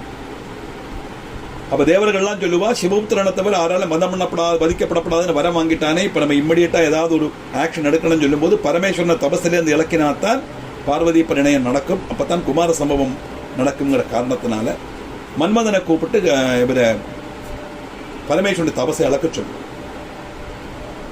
வேற யாரானாலும் பரவாயில்ல, ஒன்னாவது தபசு இழக்கினா ஆறுக்காரனும் கோபம் வரும். ரெண்டாவது பரமேஸ்வரன் அப்படியே முக்கண்ணால் என்னை எரிச்சுடுவார், போகமாட்டேன்னு சொல்லுவான் மன்மதன். இல்லை, தேவர்களுடைய நன்மைக்காக ஆக்கும், நீங்க செய்யத்தாமனா பாக்கி காரியம் நாங்க பார்த்துக்கிறோம், உனக்கு எந்த ஆபத்து வராது 50 பேர் அஷூரன்ஸ் கொடுக்கலாம் காமதேவனுக்கு. அப்படி காமதேவன் தன்னுடைய புஷ்ப பானத்தினால பரமேஸ்வரனுக்கு நேர பிரயோகம் பண்ண அவருடைய தபசு கலையிறது. தபசு கலைஞ்சவன பார்க்கிறார், இது மன்மதனுடைய வேலையாக்குன்னு அவருக்கு தெரிஞ்சுடுறது. லோகேஸ்வரனுக்கு தெரியாத விஷயமா என்ன? அப்படியே கோபம் வருது, தபசு கலைஞ்சுங்கிற கோபம். அப்படியே நெற்றிக்கண்ணை துறக்கிறார். அந்த நெற்றிக்கண்ணிலிருந்து அக்னி வந்து காமதேவனை எரிச்சுடும்.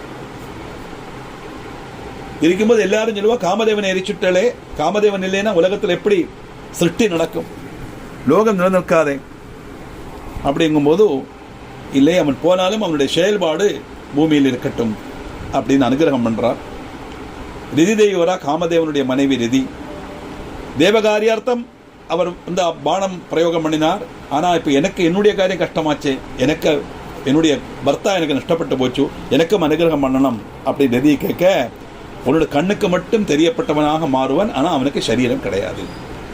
அதான் ரிதிநயன லேகியன பபுஷா சௌந்தரலகரில் பார்த்தோம். அப்போ இந்த கதையெல்லாம் சொல்லியிருக்கேன்னா, சௌந்தரலகரை படிக்காதவா இதில் வரப்பட்டவளுக்காக இந்த கதை சொல்கிறேன். அது மட்டுமல்ல, இதெல்லாம் ரெக்கார்டு போகிறது நிறைய பேர் பார்க்குறான், அவளுக்கும் தெரிஞ்சுக்கிட்டுங்கிறதுக்காக. அப்படி பார்வதி வந்து பார்வதியோட முகத்தை பார்த்தோன்னா கோபம் தெளிஞ்சு பார்வதி பரிணயமானது.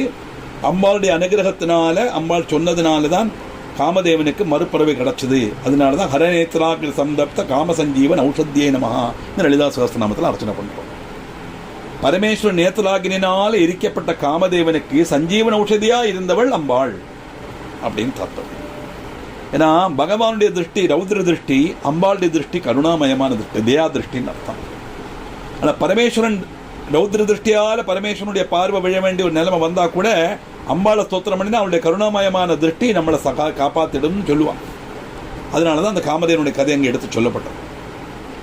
அப்படிப்பட்ட முக்கண்ணால பரமேஸ்வரனுடைய முக்கண்ணால எந்த காமதேவன் முக்கண்ணனான பரமேஸ்வரன் எரிச்சானோ, அந்த பரமேஸ்வரன் உமாதேவியோடு கூட பிரகாசிக்கப்பட்ட சந்திரனையும் வன்னிப்பூ கொன்றைப்பூ எல்லாம் சிறுசிற சூடி அப்படியே ரிஷப வாகனத்தில் மேலே ஏறி என்னுடைய மனசுக்குள்ள புகுந்த காரணத்தினால 7 சமுத்திரங்களால் சுற்றப்பட்ட லங்கையுடைய அரசனான ராவணன் தொடங்கின அசுராலாலேயோ இலை ஆழமேறின சாகரங்களாலேயோ மற்ற பலவிதமான மற்ற பல துக்கங்களோ அவனை எந்த பீடையும் உண்டாக்காது.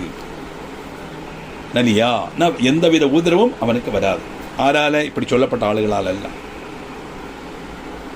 என்னத்தினால வராதுன்னா சிவபக்தனுமாருக்கு வராது. காரணம் பரமேஸ்வரன் அந்த சிவபக்தனுடைய மனசுல குடிகொள்ற அந்த காரணத்தினால புகுந்து அதனால் அப்படி அவள் நல்லதா தான் இருக்கும். அவள் எந்த உபதிரவும் பண்ண மாட்டாங்கிற விஷயம் நல்லது நல்லது நல்லது. அவை நல்ல நல்ல அடியார் அவர்க்கு மிகவே. அடியார் அவர்க்குன்னா பரசிவன் அடியாருக்கு மிகவே ரொம்ப விசேஷமான காரியம், அவளுக்கு நல்லதுதான் செய்யும் தாத்தம்.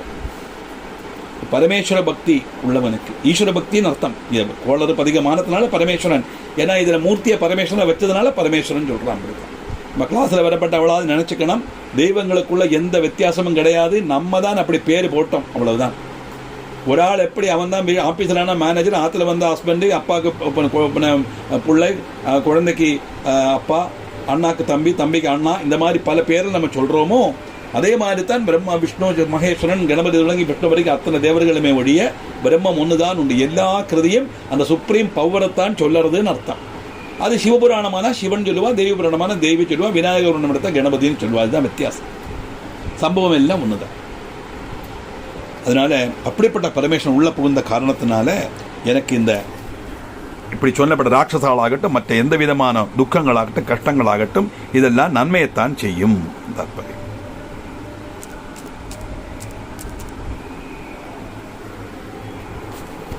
அடுத்தது பல பல வேடமாகும் பரநாரிபாகன் பசுவேருமெங்கள் பரமன் சலமங்களோடிருக்கும் முடிமேல் அணிந்த நுளமே புகுந்தபதனால் மலர்மை செய்யோடு மறையோடு தேவர் வருகாலமான பலவும் அலைகடல் மேரு நல்ல நல்ல அவை நல்ல நல்ல அடியார் அவர்க்கு மிகவே. பல பல வேடமாகும் வேஷங்கள், பலவிதமான வேஷங்கள் அணிஞ்சு பரனான ஈஸ்வரன், பல பல வேஷங்கள் அணியப்பட்டவன் பரமேஸ்வரன். அதே சமயத்தில் பரனான ஈஸ்வரனும் அவர் தான். அப்படின்னா இந்த உலகத்தில் கண்ணுக்கு தெரியாத ஆட்டம் முதல் அந்த பிரம்மா வரைக்கும் அத்தனை ஜீவஜாலங்களுக்குள்ளே இருக்கிறது அந்த பரபிரம்மன் அர்த்தம். பிரம்ம கீழ ஜனன்யே நமஹான்னு சொல்றோம் இல்லையா. பிரம்மா தொடங்கி ஒரு புழு வரைக்கும் அத்தனையும் ஜனிப்பிச்சவள் தேவின்னு சொன்னா எல்லாத்துக்குள்ளேயும் அந்த சக்தியா இருக்கக்கூடிய ஜீவனா இருக்கக்கூடியவள் பகவான் அர்த்தம். அதனால பல பல வேடங்கள் அணிஞ்சவன். பரன், பரனான ஈஸ்வரன், 26 தத்துவமான பிரம்மம் அர்த்தம். பரமான ஈஸ்வரன், அதுக்கு மேல ஒன்றும் கிடையாதுன்னு அர்த்தம். நாரிபாகன், ஸ்திரீய ஒரு பாகத்துல கொண்டவன், அர்த்தநாரீஸ்வரன். அந்த கான்செப்ட் நான் சொல்லியிருக்கேன். அதோட கதை நமக்கு சிவ அஷ்டோத்திரம் படிக்கும்போது கொஞ்சம் கூட டீட்டெயிலாக பார்க்கலாம். அந்த உமாதேவியை இடது வசம் அணைச்சுள்ள அர்த்தநாரீஸ்வரன் கான்செப்ட் இருக்கே, அந்த நாரி பாகன்னா ஒரு ஸ்திரீயை இடது பாகத்தில் கொண்டவன், ஸ்வீகரிச்சவன். ஆரிய பசும் ஏறும் எங்கள் பரமன், விஷபத்தில் சஞ்சரிக்கப்பட்டவனான எங்களுடைய நம்மோடு பரமேஸ்வரன். என்ன ஒரு இன்டிமசி பாருங்க. பகவான் சொல்லலை, என்னோட பகவான், நம்மளோட பகவான், என்னோடு கிடையாது, நம்மளோடு. எல்லாம் ப்ளூரல் ஃபார்ம்ல தான் சொல்றார். நம்மளுடைய பகவான் பரமேஸ்வரன், விடையேறும் எங்கள் பரமன். எப்படி? சலமகளோடு, சலமகள் அப்படின்னா அழகு சுந்தரியான கங்காதேவி. கங்காதேவி அழகு சுந்தரியான சுந்தரியான தேவி. அங்க கங்காதேவி, கங்கைங்கிற சுந்தரியும் எருக்கு புஷ்பத்தையும் முடிமேல் அணிந்து சிரசில் தரிச்சு என் தாசனான என்னுடைய உள்ளம் புகுந்த அதனால், என் உளம் புகுந்த அதனால்.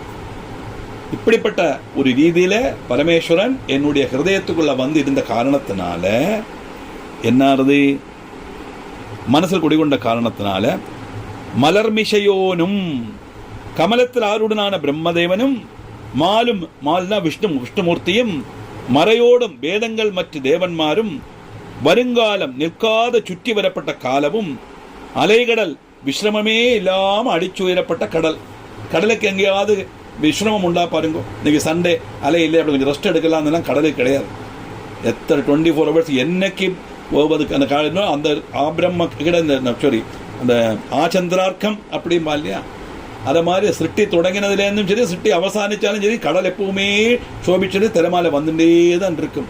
ரெஸ்டே கிடையாது கடலுக்கு. அதுதான் அதனுடைய பிரபாவம், ஈஸ்வரனுடைய சிருஷ்டி அது. அதனால அலைகடல் விஸ்ரமிச்சு அடிச்சுயரப்பட்ட, விஸ்ரமமற்று அடிச்சுயரப்பட்ட திருமாலுகளோடு கூடின கடல். எந்தவித விஸ்ரமமும் கிடையாது, அதுக்கு ரெஸ்டே கிடையாது பாவம். அப்படிப்பட்ட திருமாலோடு கூடின அந்த கடலும், மேரு சுமேரு பர்வதமும். சுமேரு பர்வதம் நம்ம ஹிமாலய பர்வதம் சொல்றோம். ஆனால் கவிகள் எல்லாம் அது உத்தமமான ஒரு காரியமாயிட்டாக வர்ணிக்கிறான். ஹிமாலய பர்வதத்தை வர்ணிக்கும் போது எல்லாத்திலையும் வருது. காளிதாசனோட கிரிகள் எல்லாம் ஹிமாலய பர்வதத்தை பற்றி தான் அவ்வளோ வர்ணனையா இருக்கு. அதை பார்க்கும்போது தான் இதெல்லாம் ஹிமாலய பர்வதத்தில் உண்டா அப்படின்னு தோணும். எல்லா உலகங்களுக்கும் மேலே இருக்கப்பட்டது ஹிமாலயத்தினுடைய கொடுமுடினாக்க அதில் வர்ணிக்கிறார். அதில் சுமேரு கதையிலெல்லாம் அப்படி சொன்னாலும் ஆத்மீகமான அர்த்தம் சுமேருனா என்னதுன்னா, மேருனா சுஷுமனா நாடு. நம்ம சரீரத்துக்குள்ள இருக்கிற 72,000 நாடிகளில் 3 எண்ணம் பிரதானம், இடை பிங்களை, சுஷுமனை இடை பிங்களை. அந்த சுஷுமனா நாடி தான் அந்த நட்டல் இருக்கப்பட்ட அந்த இடத்துல வரும். நம்ம சொல்லிக்கலாம் தெரிஞ்சுக்கிறதுக்காக. இந்த சரீரத்துக்கும் சுஷுமனா நாடிக்கு எந்த சம்பந்தமும் கிடையாது, அது ஆத்மீகமான வஸ்துகள். அந்த சுஷுமனா நாடியில தான் 7 ஆதாரம், மூலம், சுவாதிஷ்டானம், மணிபூரகம், அநாகதம், விசுத்தி, ஆக்ஞா, சகஸ்திராரம் 7 ஆதாரம். 7 ஆதாரத்திலேருந்து ஒவ்வொரு ஆதாரம் கடந்து தான் நம்ம சகஸ்திராரத்தில் போய் அந்த மகாசக்தி குண்டலினி விசதுண்டு தனிய சீன மூலாதாரத்துக்கு கீழே 3.5 சுற்றுல தலையை உள்ள வச்சுண்டு தூங்கப்பட்ட அவஸ்தையில் ஒரு சர்ப்பாகார ரூபத்தில் இருக்க குண்டலி சக்தி அது போய் அந்த சகஸ்திராரத்தில் போய் சேரும்போது அந்த மண்டை இப்படி புழக்கும். அந்த வெட்ட வழியில அந்த ஆத்மா போகும். இதாக்கும் கபால மோட்சம் ஒரு காலத்தில் சன்னியாசிகளுக்கு கிடைச்சுட்டு இருந்தது. இப்போ கபால மோட்சம் எல்லாம் கிடையாது. இப்போ சன்னியாசிகளுக்கு அதெல்லாம் வரதில்லை. இந்த குண்டலினி பிரயோகம் என்ன அவங்களுக்கு கிடையாது, அது வேற விஷயம். போட்டு மேருன்னு சொன்னா, சுமேருங்கிறது வாக்கியார்த்தமா நம்ம லௌகிகமாக பார்க்கும்போது சுமேரு பர்வதம் சொல்லலாம். ஆனா ஆத்மீகத்தில் சுஷுமனா நாடின்னு அர்த்தம். இப்படி ஓயாம அலையடிக்கப்பட்ட கடலாகட்டும், மற்ற பிரம்மதேவனாகட்டும், விஷ்ணுமூர்த்தி ஆகட்டும், வேதங்களாகட்டும், மற்ற தேவன்மாராகட்டும், இந்த சுற்றி திரிஞ்சிருக்கப்பட்ட காலங்களாகட்டும், இதெல்லாம் பரமேஸ்வர பக்தனுக்கு எப்பவுமே நல்லதுதான் செய்யும். எப்பவுமே நல்லதுதான் செய்யும். அதனால என்ன, அடியார் அவருக்கு பக்த ஜனங்களுக்கு அது ரொம்ப நல்லது, ரொம்ப நல்லது, ரொம்ப நல்லது. இதான் இப்போ பல பல வேஷம் அணிஞ்சி பரமேஸ்வரன், பரனான ஈஸ்வரன் அந்த உமாதேவியை தன் பாகத்தில் ஸ்வீகரித்த பரமேஸ்வரன், ரிஷபபாகத்தில் சஞ்சரிக்கப்பட்ட பரமேஸ்வரன், கங்கையோடும் எருக்கும் பூவும் தலையில சூடிந்த பரமேஸ்வரன், தாசனான என்னுடைய மனசுக்குள்ள வந்து குடிபுகுந்த காரணத்தினால பிரம்மாவாலேயோ விஷ்ணுவாலேயோ மற்ற ஆரமாலோ வேதங்கள் மற்ற தேவன்மாரும் வருங்காலம் நிற்காம ஓயாம அடிக்கப்பட்ட கடலோ சுமேரு பர்வதமோ ஆன பலதும் தொடங்கின சர்வமும் பக்த ஜனங்களுக்கு எப்பவுமே நன்மைகளாக பவிக்கும். அது எப்பவுமே நல்லதுதான் நல்லதுதான் நல்லதுதான் அப்படிங்கிறதான் அதுக்கு தாற்பயம்.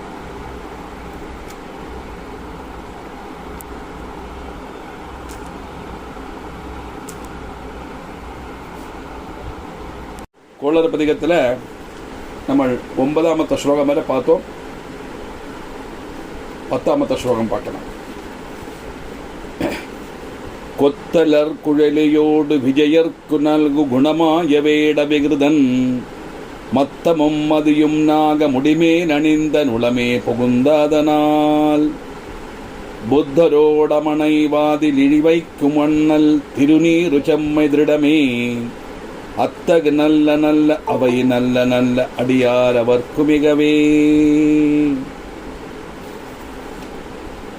கொத்து அலர், கொத்துனா பூங்கலை, பூங்கலைகள் நிறுத்தமாடப்பட்ட குழலியோடு கார்கூந்தலாளான உமாதேவியோடு கூடி விஜயர்க்கு நல்கு குணமாய வேட விகிருதன். அர்ஜுனனுக்கு பாசுபதாஸ்திரம் கொடுக்கறதுக்காக வேடனுடைய வேஷத்துல வரார் பகவான். அப்படி வேடனுடைய வேஷத்துல வந்து அர்ஜுனனுக்கு அருளின அந்த குணவானான வேடனுடைய வேஷம் அணிஞ்ச மகேஸ்வரன் மத்தமும் மதியும் நாக முடிமேல் அணிந்து, மத்தம்னா ஊமத்த மலர், ஊமத்த மலர் ரொம்ப விசேஷம் பகவானுக்கு. மதியனா சந்திரன் நமக்கு தெரியும், நாகம் பாம்பு. இப்படி பாம்பும் சந்திரனும் ஊமத்த மாலையும் சிறுசை மேல அணிஞ்சு தாசனான என்னுடைய ஹிருதயத்துக்குள்ள பிரவேசித்த காரணத்தினால எப்படி அண்ணல் திருநீரு மகனீயனான ஈஸ்வரனுடைய மேனி அலங்கரிக்கப்பட்ட பஸ்மம், சரீரத்தில் பூரா பஸ்மம் பூசின்னு இருக்கார் பகவான் அப்படின்னு சொல்லுவான். என்னவாக இந்த பஸ்மம்? விபூதி கோவிலில் கொடுக்குறா அப்படின்னு நம்ம நினைச்சுப்போம் இல்லையா? ஆமா, அது வெறும் விபூதி கிடையாது. இந்த பஸ்மம் நம்ம எடுத்து நெத்தியில் எட்டுக்கும் போது நினைச்சுக்கணும், இந்த உலகத்தில் உள்ள அத்தனை வஸ்துக்களும் ஒரு நாளைக்கு இந்த ஸ்திதியில தான் போகும், நாம் உள்பட. இன்னொன்னு என்னன்னா, நானாத்துவத்தில் ஏகத்துவத்தை காணிக்கக்கூடியது பஸ்மம். நீங்க எந்த பொருளை வேணா எரிச்சு பார்க்கலாம், என்ன கலர் பொருள் எரிச்சாலும் சரி, என்ன வஸ்துவானாலும் சரி, துணியானாலும் சரி, பேப்பர் ஆனாலும் சரி, வேற ஒரு தடி ஆனாலும் சரி, எதை வேணா எரிக்கலாம். ஆனா எல்லாம் எரிஞ்சு கடைசியில சாம்பல் ஆகும்போது சாம்பலுக்கு ஒரே நிறம் தான் உண்டு. அந்த பிரம்ம தத்துவத்தை உணர்த்திக்கப்படுறதாகும் விபூதி. பிரம்மம் ஒண்ணுதானே, பல ரூபத்தில் இருக்கு இல்லையா? அதே மாதிரி எல்லாத்துக்குள்ளேயும் இருக்கிறது ஒண்ணுதான் அப்படிங்கறது உணர்த்திக்கப்பட்டதாயிட்டு அந்த விபூதிக்கு மகிமையை சொல்லலாம். அந்த விபூதி எடுத்து நெத்தியில் எட்டுக்கும் போதே நம்ம மனசுல வரணும், இதுதான் மனுஷனுடைய கடைசி நிலைமை ஸ்திதி. அப்படி இருக்கும்போது எதுக்கா இந்த இருக்கிற காலத்துல நம்ம அவசியம் இல்லாம சண்டை செலவு இதெல்லாம் அப்படிங்கிற எண்ணம் மனசுல வரணும். அதாக விபூதி. அந்த விபூதியை பரமேஸ்வரன் சரீரம் முழுவன் பூசின்னு இருக்கார் அப்படின்னு சொன்னா சாத்விகமான குணங்கிற அர்த்தத்துல எடுத்துக்கலாம். அந்த விபூதி பஸ்மத்தினுடைய தாற்பயமே நானாத்துவத்துல ஏகத்துவம். பலவிதமான ரூபத்துல வஸ்துக்கள் எல்லாம் இருந்தாலும் எல்லாத்துக்கும் உள்ள இருக்கிறது ஒண்ணுதான். அதனாலதான் எரியும் போது சாம்பலாயிட்ட மாறுது, சாம்பலுக்கு ஒரே நிறம். அப்படிப்பட்ட அந்த பஸ்மம் பௌத்தரோடு அமனை, பௌத்தர்னா புத்த மதக்கார், புத்தரோடு அதாவது பௌத்தன்மாரோடு கூடி, புத்தரோடு, புத்தர்னா பௌத்த மதம் ஸ்வீகரிச்சவன், அமனைனா ஜெயின மதம் ஸ்வீகரிச்சவன். வாதத்துல அழிவிக்கும் தோற்று துன்னம் பாடுவா, செம்மே திருடம் இது சத்தியம் இது நிச்சயம். அது அந்த கழிவு சிவபக்தன்மார்க்கு கிடைக்கிறதே அது நல்லது நல்லது நல்லது அப்படின்னு.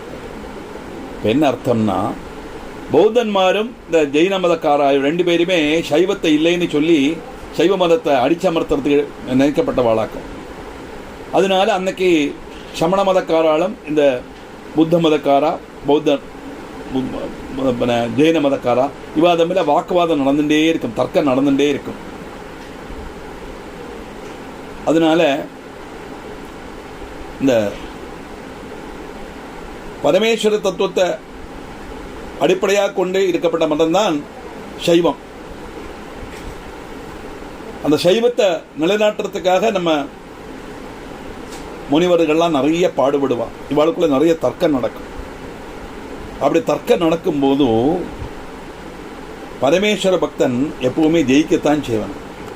என்ன காரணம் அப்படின்னா, நேரத்தை சொன்ன மாதிரி பூங்குழல்கள் நிறுத்தமாடப்பட்ட கார்குந்தலான உமையாதேவியோடு கூடி அர்ஜுனனுக்கு அனுகிரகம் பண்ணின அந்த குணவானான வேடனுடைய விகிருதம் தெரிச்ச அந்த பரமேஸ்வரன் ஊமத்த மாலையும் சந்திரனையும் பாம்பையும் முடிமேல் அணிந்து சிரசில் தெரிச்சு தாசனான என்னுடைய உலகத்தில் புகுந்த காரணத்தினால இந்த புத்த மதத்தில் உள்ளவாளாகட்டும் ஜெயின மதத்தில் உள்ளவாளாகட்டும் என்ன தர்க்கமாகட்டும் என்ன காரியமாகட்டும் வாதத்திலெல்லாம் அவ தோற்று துன்னம்பாடி ஓடுவா. என்ன காரணம்? உள்ளுக்குள்ள பரமேஸ்வரர் காரணத்தினாலேன்னு தாற்பயம். ஏன்னா சத்தியம் இல்லையா? சத்தியம் தானே, பிரம்மம் சத்தியம் தானே, சத்திய சுரூபம் தானே ஈஸ்வரன். அந்த சத்தியத்துக்கு எப்பவுமே விலை உண்டு. அந்த சத்தியத்துக்கு விளைவுள்ள காரணத்தினால, சத்தியத்தை சொல்ற காரணத்தினால மற்ற மதங்கள் எல்லாம் மற்ற மதங்களை பிடிச்சுன்னு தர்க்கத்துக்கு வரப்பட்டவாள்லாம் தோல்வி அடைஞ்சு ஓடிடுவா. அப்படிப்பட்ட சிவபக்தன்மாருக்கு இப்படி ஒரு கழிவு கிடைக்கிறதே அது நல்லது தானே. அதனால அது நல்லது நல்லது நல்லது அப்படிங்கிறதா தாற்பயம். 10 பாசுரம் பாடினார். 11ஆமத்தில் சொல்றார், தேன்மரர் பொழில் கொளாலை விளைச்சென் நல்வின் துண்ணி வளர்த்தெம்பொனெங்கும் திகழ நான் முகநாதியாய பிரம்மாபுரத்து மரஞான ஞான முனிவன் தானுரு கோளும் நாளும் அடியாரை வந்து நலியாத வண்ண முறை செய் ஆன சொல் மாலையோதும் அடியாரவர்க்கு வானில் அரசாழ்வர் ஆணை நமதே. I hereby promise you அப்படிங்கிறார். அவ்வளவு உறுதிப்பாடு திருஞான சம்பந்தருக்கு. இந்த பதிகத்தை நீ சொல்லு, நீ அரசனாவாய். அரசனாவாய்னு சொல்லியாச்சானா எல்லா விதமான சௌபாகியத்தோடு இருப்போம்னு தாத்பரியம். எப்படி?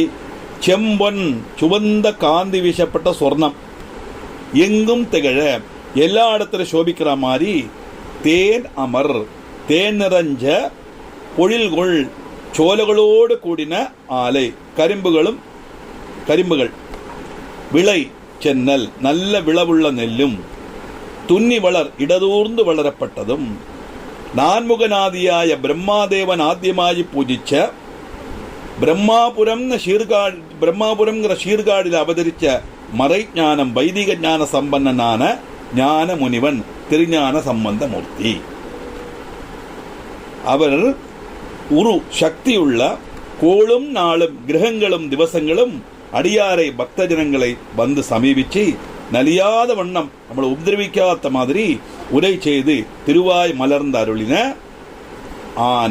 ஆன நன்மை நிறைஞ்சன்னு அர்த்தம். சொல் மாலை வாங்மணி மாலையான இந்த திருப்பதிகத்தை ஓதும் பக்தியோடு கூடிய பாராயணம் செய்கிறாளோ அடியார்கள் பக்த ஜனங்கள் வானில சொர்க்க பூமியில அரசாழ்வார். வானில சொர்க்க பூமியில ராஜாக்கன்மாராய் சோபிப்பார். இது என்னுடைய ஆணை, என்னுடைய பிரதிஜை அப்படிங்கிறார். சொர்க்கம்னு சொன்னா உடனே நம்ம இதுக்கு மேல ஒரு இந்திரலோகம் உண்டு, அங்கதான் சொர்க்கம். அங்க போனா நமக்கு பசிதாக ஒன்றும் எடுக்காது, அமிர்த சாப்பிட்டு அப்படியே உருவச்சிரம்பத்தில் டான்ஸ் எல்லாம் பார்த்துண்டு அப்படியே சந்தோஷமா இருக்கலாம் அப்படின்லாம் கதைகளாக சொல்லி தருவான் இல்லையா. உருவச்சிரம்பத்தில் டான்ஸ் பார்க்கறதுக்காக பட்னி கிடந்த ஏகாதசி பட்டி துவாதசி பாரணை விடுதி சிவராத்திரி தூக்கம் முழிச்சு பாகவதம் ஆச்சு ராமாயணம் ஆச்சு இப்படிலாம் கஷ்டப்பட வேண்டிய அவசியமே இல்லையம்மா இல்லையா. அழகா இதை விட நல்ல நல்ல உருவசிகள்லாம் ஆடிட்டு தானே இருக்கா நம்ம டிவியில். காலி மேலே காலை போட்டு அழகா மசாலா தோசையை தந்துட்டே பார்க்கலாமே, பட்னி கிடக்க வேண்டிய அவசியம் என்ன? எதுக்காக இதெல்லாம் சொல்கிறான் அப்படின்னு சொன்னால், உர்வசி ரெம்பை திலோத்தமை தொடங்கின சொர்க்கத்தில் உள்ள அப்சர ஸ்திரீகள் எல்லாம் ஒரு சித்திகள்னு அர்த்தம்.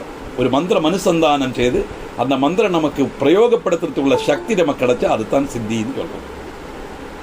அப்போ ஏன் மகர்ஷிகளெல்லாம் தபஸ் பண்ணும்போது இந்த இவ வந்து உர்வசி ரெம்பை இந்திரன் நினைப்பான் அப்படின்னு கேட்டால், ஒரு சித்தி கை கூடியாச்சுன்னா அந்த சித்தியை நம்ம பயன்படுத்துறதுக்கு நமக்கு அதிகாரம் உண்டு.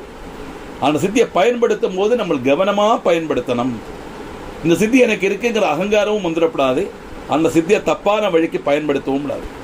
அப்படி பயன்படுத்தும் போது என்ன ஆகும், அந்த சித்தி நம்மளை விட்டு போயிடும், தாழ தள்ளி போட்டுரும். அதுதான் தபஸ் பண்ணின விஸ்வாமித்திர மற்றும் நம்ம ஆளுகள் எல்லாம் உருவசிரமத்தில் ஒருத்த மாதிரி அப்சர ஸ்திரீகள் இருந்து தபசை கலைச்சு அவளை மறுபடியும் லௌகியத்தில் கொண்டு வந்தான்னு கதையாயிட்டு சொல்லப்பட்டது. அப்போ இவாளெல்லாம் இல்லைன்னா சொர்க்கம்னா என்னது? ஆகாசத்துக்கு மேலே ஒரு லோகம் தானே நம்ம சங்கல்பமாக சொல்லி தந்திருக்காங்க. நமக்கு அவ்வளவுதான். ஆகாசத்துக்கு ஒன்றுமே கிடையாது, சூன்யம் தான், போயிட்டே இருக்கும். அதுக்கு எண்டே கிடையாது. சொர்க்கம்னு சொன்னா சத் சம்சர்கா சொர்க்கா. சத் சங்கம் இருக்கு, துர்கா பரமேஸ்வரி சத் சங்கம் மாதிரி, சத் சங்கம் நம்முடைய சங்கம் மாதிரி. நல்ல விஷயங்களை சொல்றது, நல்ல விஷயங்களை கேட்கறது, நல்ல ஆளுகளோட பழகிறது, நல்ல விஷயத்துக்காக சமயத்தை செலவாக்குறது, இதுதான் சொர்க்கம். சத் சம்சர்கா சொர்க்கா. சொல்லுவோம் இல்லையா, ஆஹா எங்க போனா நான் திருவனந்தபுரம் தான் சொர்க்கம் அப்படிமா, திருவனந்தபுரத்தில் உள்ளவா இல்லையா? வேறொரு காரியம் கோட்டையத்துக்காரானா, கோட்டையம் போல ஒரு ஸ்தலம் உலகத்திலேயே கிடையாது, அதுதான் சொர்க்கம் அப்படின்னு. நமக்கு எல்லாம் சந்தோஷமா இருக்கப்பட்டதே சொர்க்கம் அப்படின்னு நம்ம நினைச்சுருக்கோம். அதுதான் தாத்பரியம். சொர்க்கம்னு தனி ரூபம் கிடையாது.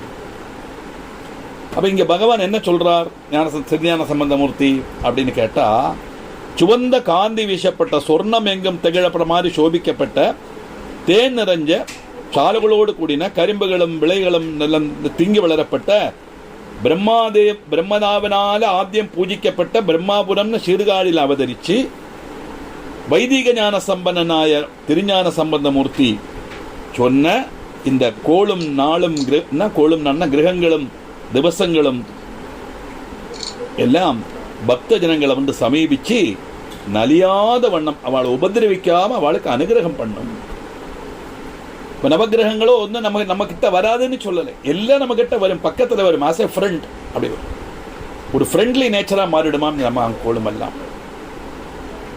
எப்படி அந்த உரை செய்த உரை செய்த திருஞான சம்பந்தமூர்த்தி உரை செய்த அவர் சொன்ன நன்மை நிறைஞ்ச வாங்மணி மலையான இந்த வாங்மணி மாலையான திருப்பதி இல்லையா? வாக்கு அப்படியே மணின முத்து, வாக்குகளை முத்தா கோர்த்து சொல்லி தந்திருக்காராம் இந்த கோளறு பதிகம்.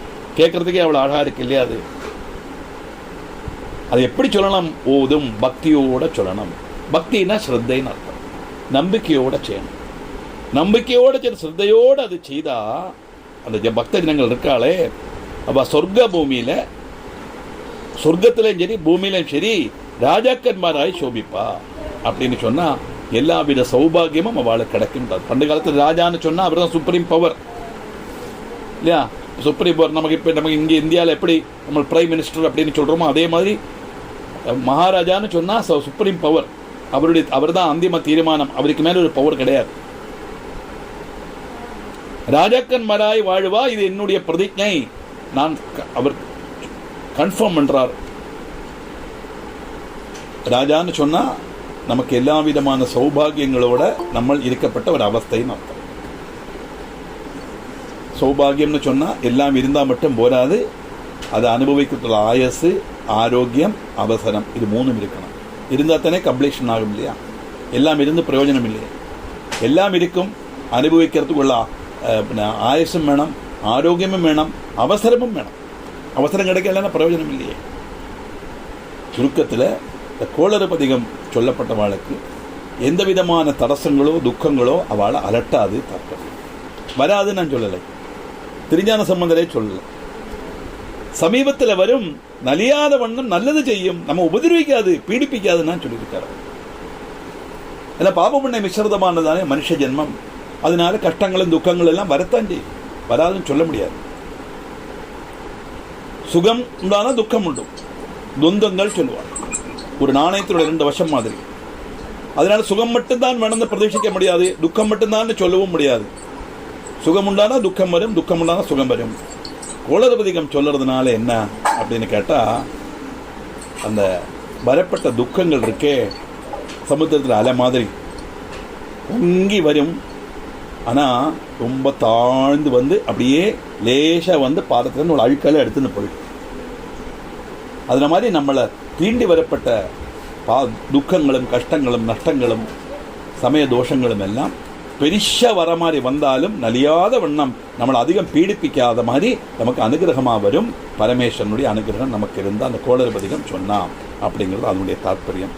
அப்படி ஒரு விசேஷமான கோளறு பதிகத்தை நம்ம இப்போது 11 ஸ்லோகம் நம்ம சொல்லி முடிச்சாச்சு.